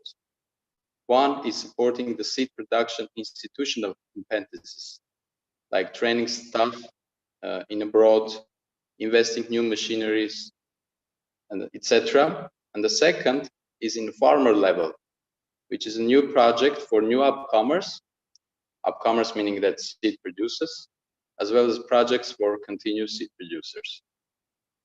Number two, the farmers should be continuously trained with the following subjects: certified seed production, one subject, and the second, how the certified seed could positively impact their farming. By the first subject, we create new seed producers in farmer level, which will give long-run effect. The second subject will have positive impact on behavioral approach during buying seeds. In other words, farmers will give advantage to buy certified seeds rather than not certified seeds. Number three, monitoring system should be established to monitor the selling and buying mechanisms of not certified seeds, which is a major issue in our country. And number four, joint projects could be developed between health and agriculture sectors. For instance, the way of farming in pandemic situation, or hygienic systems in production, in farming, this kind of subject would be. Of course, there are more possibilities, but in my view, aforementioned ones are quite important to ensure the normal development path of the seed production. Thank you for your attention. Thank you very much. Georgi, I would like to give you the floor to answer to the same question related to the mechanism in the country and the possible measures should be taken to mitigate the effects. Thank you, Susanna. So, since January this year, when the crisis started, the government has adopted 4, let's say, relief packages for the business community in general. So in Macedonia, there is no program which is dealing with the consequences of the crisis directly as a kind of financial aid to the seed sector. So the approach was to generally provide financial and administrational relief to all companies from different sectors of the economy. So if we're talking specifically about the measures, these measures were, let's say, diffused. They were in the rank of direct financial payments to companies, reprogramming and delay payments of debts to banks and other financial institutions. They provided loans were provided to companies with 0 or let's say 1.5 interest and favorable grace periods, especially with the focus on small and medium enterprises. There was also a general ban for was introduced for opening any kind of bankruptcy procedures. The custom procedures were also derogated and relieved. So in delayed payments at value-added tax. So in general, these were these kind of measures that were applied on the general business environment. Regarding to our, let's say, programs, they are still in some kind of pre-COVID mode. They're still running and operational.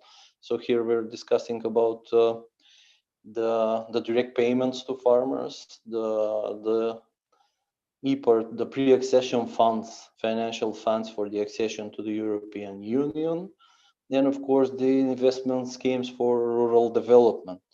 So we have payments, financial support payments for generally for domestic produced and certified seeds and seedling materials.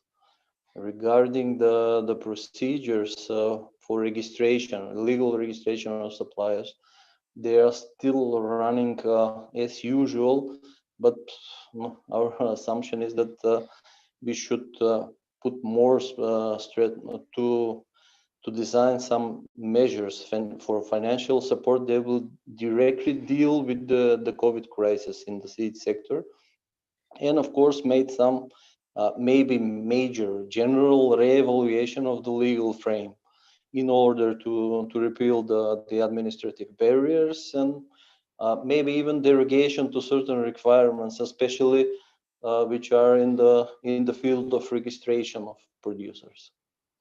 So that would be in brief, very brief. Thank you very much to keeping your intervention in that brief and even provide a lot of useful information.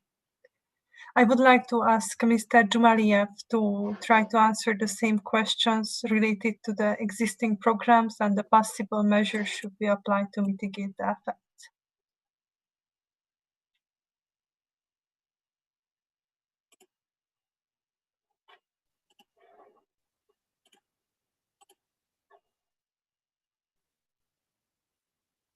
Your microphone is muted.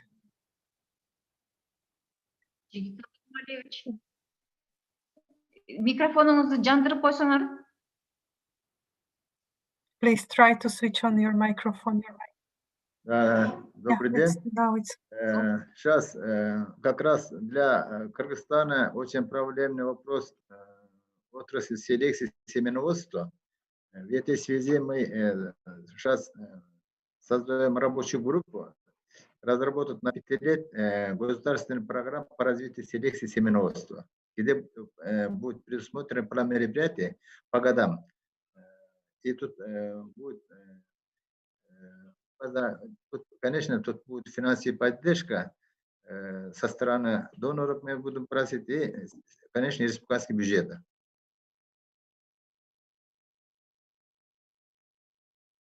Также, как я выше отметил, у нас вот закон дотации уже текущего года система датирования работает, и будем на следующий год тоже предусматривать выделение бюджета деньги.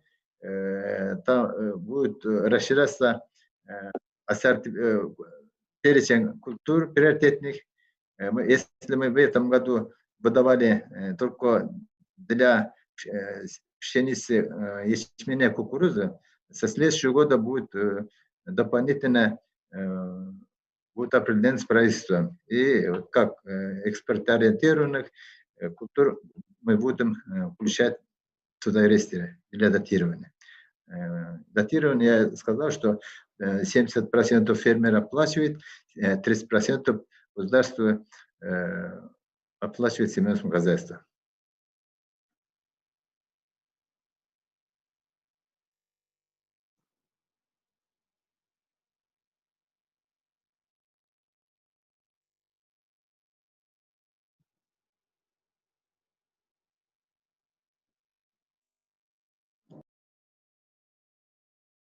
Thank you for your answer. I would like to ask Mr. Tayfur Kaglayan from Turkey to also answer the same question. Teşekkür ediyorum. Evet, Türkiye'de de tohumculuk sektörü gerçekten çok önemli bir sektör olarak algılanıp buna göre destekleme kapsamında değişik konularda değerlendirilmektedir. Buna örnek vermek gerekirse, Türkiye'de sertifikalı tohum herkesin kabul etmiş olduğu bir görüş vardır ki verimde önemli bir artış sağlar. O yüzden Türkiye'de sertifikalı tohum üretimi sanayiler bazında desteklenmekte, onlara belli bir prim ödenmekte. Bu sertifikalı tohumu kullanan çiftçilere de ayrıca sertifikalı tohum kullanma parası verilmekte. Yani çiftçilerin kullanacağı tohumlukların sertifikalı olarak olması devlet tarafından destekleme kapsamına alınmıştır. O yüzden Türkiye'de kullanılan tohumlukların hemen hemen büyük bir çoğunluğu sertifikalı tohumdur. Buna muhakkak bu sene de devam edecektir. Bazı ürün gruplarında değişik oranlarda destekleme vardır. Bu ürün grupları üzerinden tekrar her yıl tekrar değerlendirilerek o ürünler destek miktarı değiştirilmektedir. Bu bir. Diğer taraftan Türkiye'de yaklaşık 1000'e yakın bir tohum firması vardır. Özel sektör vardır.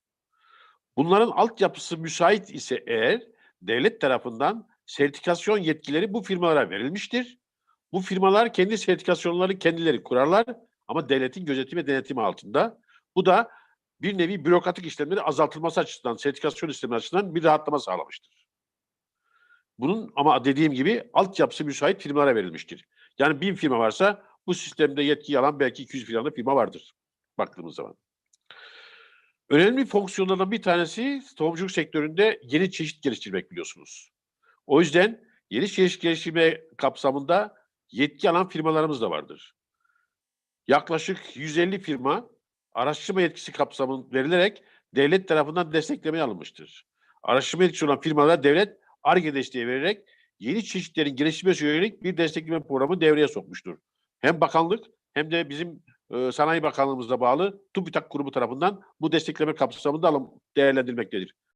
Ben şahsi görüşüm bunu aktarayım. Bu desteklemelerin halen daha yeterli midir? Bu desteklerin biraz da arttırılarak daha basitleştirilerek muhakkak devreye sokulmasında fayda vardır ileriki dönemlerde muhakkak.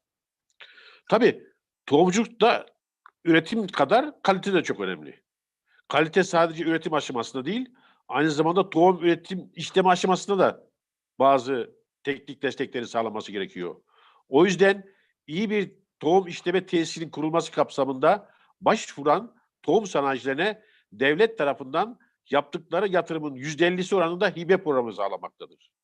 Yani ben tohum işleme tesisi kuracaksam Tarım Bakanlığı'na müracaat ettiğimde bana %50 hibe programı kapsamında tohum işleme tesisinin kurulmasına destek verilmektedir. Bu bir taraftan üretim, bir taraftan işleme, işlemeyle beraber tabii paketlemesi, ilaçlaması hepsi dahil, sortekten geçirmek dahil, temizlemek dahil. Bunlara baktığınız zaman tohum kalitesinde bir artış sağlanmıştır. Tüm bunlar, bu aşamalar, bu destekler Türkiye'yi nereye getirmiştir? Türkiye daha önce gerçekten çok ihracatçı olmayan, bazı ürünlerin özellikle tamam ithalata bağlı bir ülkeyken bugün tohum ihracatını 130-150 milyon dolarlara çıkaran bir ülke konumuna gelmiştir. Türkiye bugün bu desteklerle beraber dünyada bazı uluslararası kuruluşların da üyesi olarak tanıtılır hale gelmiştir. Ama bunlar yeterli midir? Bunlar Türkiye'nin kapasitesine bakıldığı zaman yeterli değildir. Bu desteklerin bir taraftan da Türkiye'nin yeni potansiyelini değerlendireceksiniz. Bir taraftan COVID-19'u getirmiş olduğu sorunları ortadan kaldıracaksınız. Yeni bir destekleme modellerinin de buraya devreye sokulması, mevcutlarında artırılarak sürdürülmesi gerekir. Bunlardan en önemli desteklerden bir tanesi de şu olabilir ileri dönemde. Zaten bunu denedim, ISF'te katılan arkadaşımız da söyledi. Bürokratik engellerin azaltılması. Çünkü ben ilk açıklamamı da arz etmiştim. Türkiye'de bazı aşamalarda gerçekten süreçler uzamaya başladı. Süreçlerin uzaması hem tohum kalitesini hem tedarikini hem çiftçi kullanımını engellemeye başladı. O yüzden bürokratik engellerin tekrar gözden geçirilerek daha kısa dönemlerde çiftçiyi ve sanayiciyi bu dertlerden kurtaracak sisteminde Türkiye'de devreye sokulması gerekir diye düşünüyorum. İnşallah dönem içerisinde bunlara değerlendirme alınacaktır. Evet, teşekkür ediyorum. Thank you very much for your kind answer. And I would like to ask the last, but of course not the least important panel member to address the question. Mr. Odil, through to Masuda, please give us some view which kind of mechanism existing in Tajikistan and which kind of measures should be applied. Okay, thank you. Based on, if you will talk about the implication of COVID to the seed production, early this year, the several programs and regulation was accepted by government. First of all, agrarian reform program, which should finish in end of 2020. It was extended for additional 2 years, and the main priority of this reform is improve seed production and improve quality of seeds and accessibility of seeds to the farmers, which through the different interventions will be in cooperation with the private sector. It's mean the motivation of private sector to invest into the seed production through the different establishing laboratories, producing seeds with in vivo and in vitro methods and others, legislative support of private sector and seed producers. It's mean that it will be some moratories for seed producers, will produce seeds and others. This is under the agrarian reform and reform programs till 2020. Another decree is the program for development of seed growing sector in Tajikistan till 2022. It's mean that promotion of seed production with a view of improve the quality and production of seeds here. Where as seed security program, and under this degree there is a seed security program, which mean that government already thinking and developing the mechanism of seed security here in Tajikistan through different tools like a revolving fund, improving seed banks in Tajikistan, and of course, together with the development partners, they already start to test the revolving fund and the seed bank here in Tajikistan, where FAO also actively involved on these activities through improving seed bank of food security crops like potatoes, nutrition sensitive crops, and also support government with the revolving fund. And there is a special government program which is supported by development partners on improving on again the seed banks, where the government this year planned to import more than 1,000 tons of potatoes and more than 1,000 tons of wheat seeds, elite variety, in order to improve the seed banks, but this is only 0.05% of needed seeds in Tajikistan, which is very low. But within 2-3 years, when we will have this first and second reproduction, we can say that around 25% of Tajik farmers on seeds will be somehow solved. Another things where the government already working on this is their degree, or this is a program on improve the registration system of seed production. It means that to improve tracking system of seed production, to tracking system of post-harvest seeds production. It means the improvement the quality of grading, sorting, storaging of seeds that could be implicated into improvement of overall quality of products. Another main issue already said that this year government from their own budget plan to invest to the different research institutes to conduct the research on rehabilitation of traditional seeds here in Tajikistan. It means improve the genetic resource of seeds here in Tajikistan, which means that together with the Institute of Horticulture, of Academy of Scientists, of Agricultural Scientists of Tajikistan, Ministry of Agriculture, and the certification agencies will work on identifying the main crops, traditional seeds, and will work on genetic improvement of these seeds in order to have better quality of seeds and increase the productivity.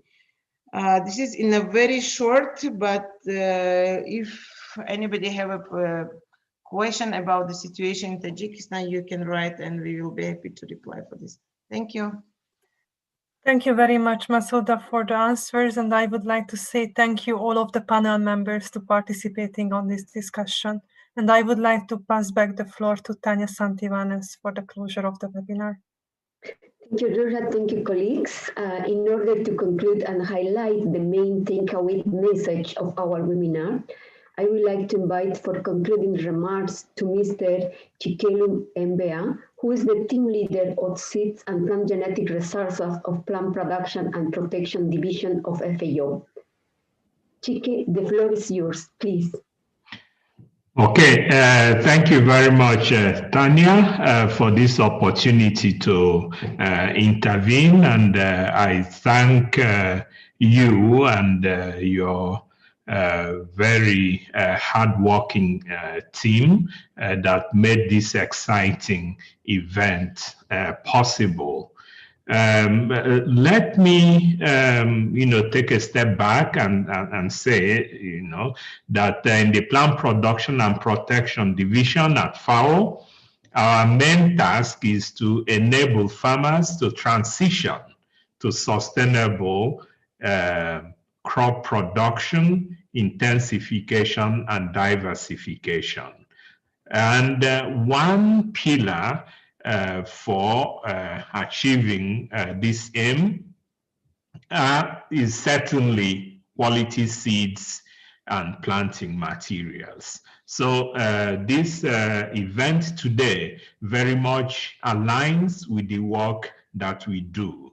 And I convey the thanks of the leadership of the division to you, Tanya, our colleagues in Budapest, and all the participants, all the panelists and discussants. We are also not surprised that this very informative event comes from this region. I'm personally aware that there has been a project on the harmonization of seed regulation and policies in the eco-region funded by the government of Turkey, I believe, for 2 phases, all aimed in facilitating seed trade within the region. Because I believe you in the region agree with us that there can be no good crops without good seeds. I also find it quite encouraging that this diversity of actors have been assembled. So the diversity of opinions and perspectives that have been expressed is also a source of encouragement for us, as it basically validates the work that we do. The timing of this event is also quite opportune for us at FAO. There has been allusions to the Sustainable Development Goals, which I will be very frank to say that we are probably not on track to achieving zero hunger in the next less than 10 years. And why do I say that? The report, the state of the food, food security and nutrition in the world for 2020 indicated clearly that more than 2 billion people lacked regular access to safe, nutritious, and sufficient food in 2019.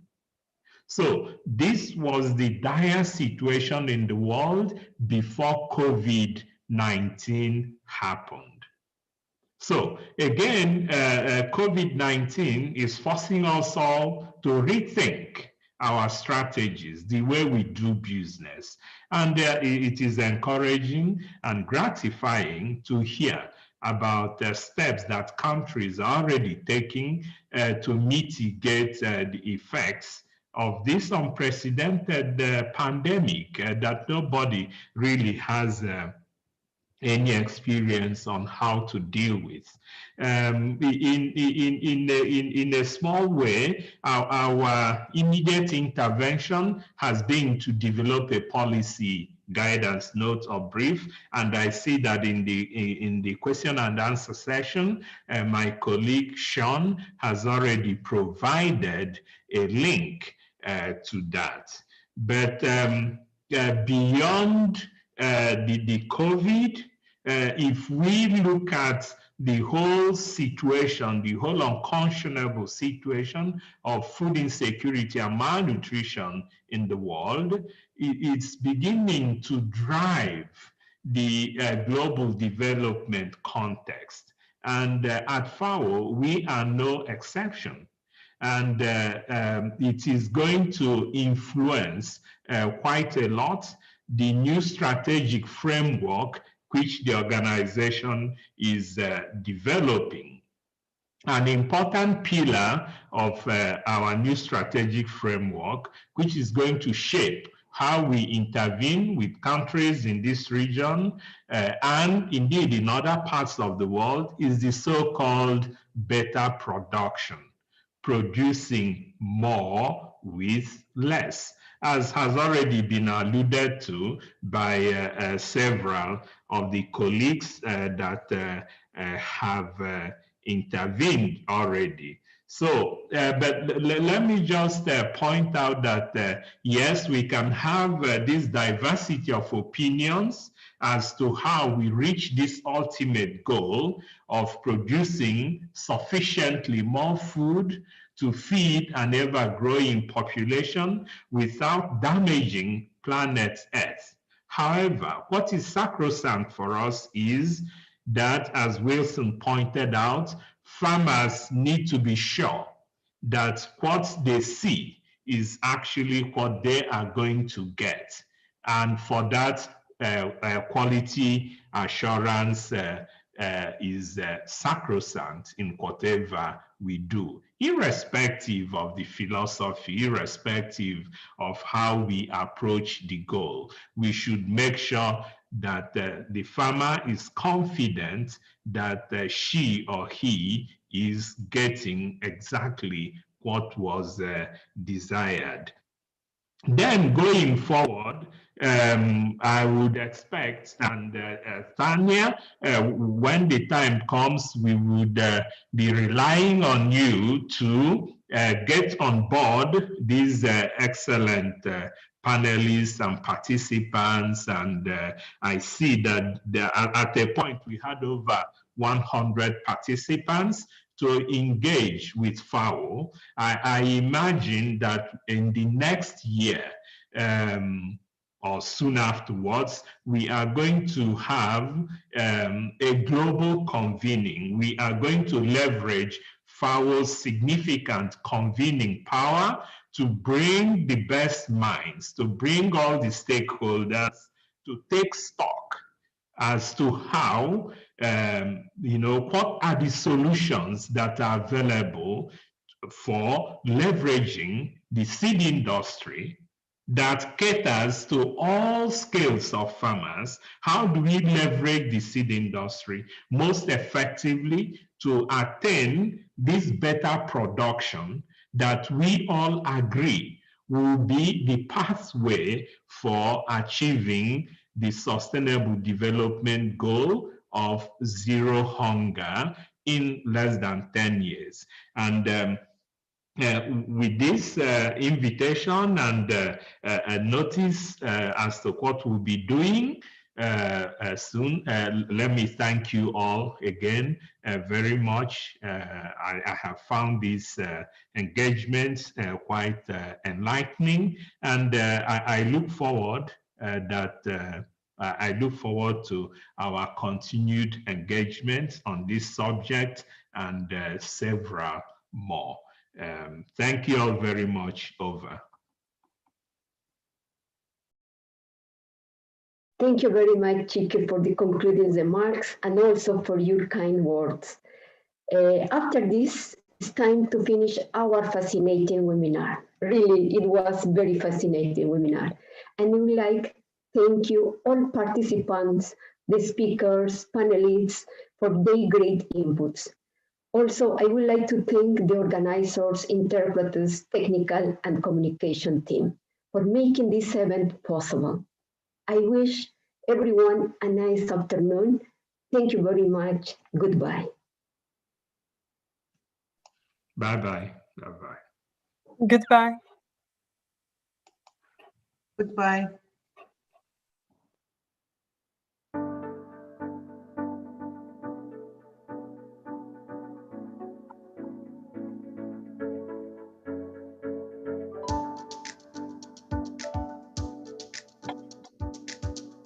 Mm-hmm.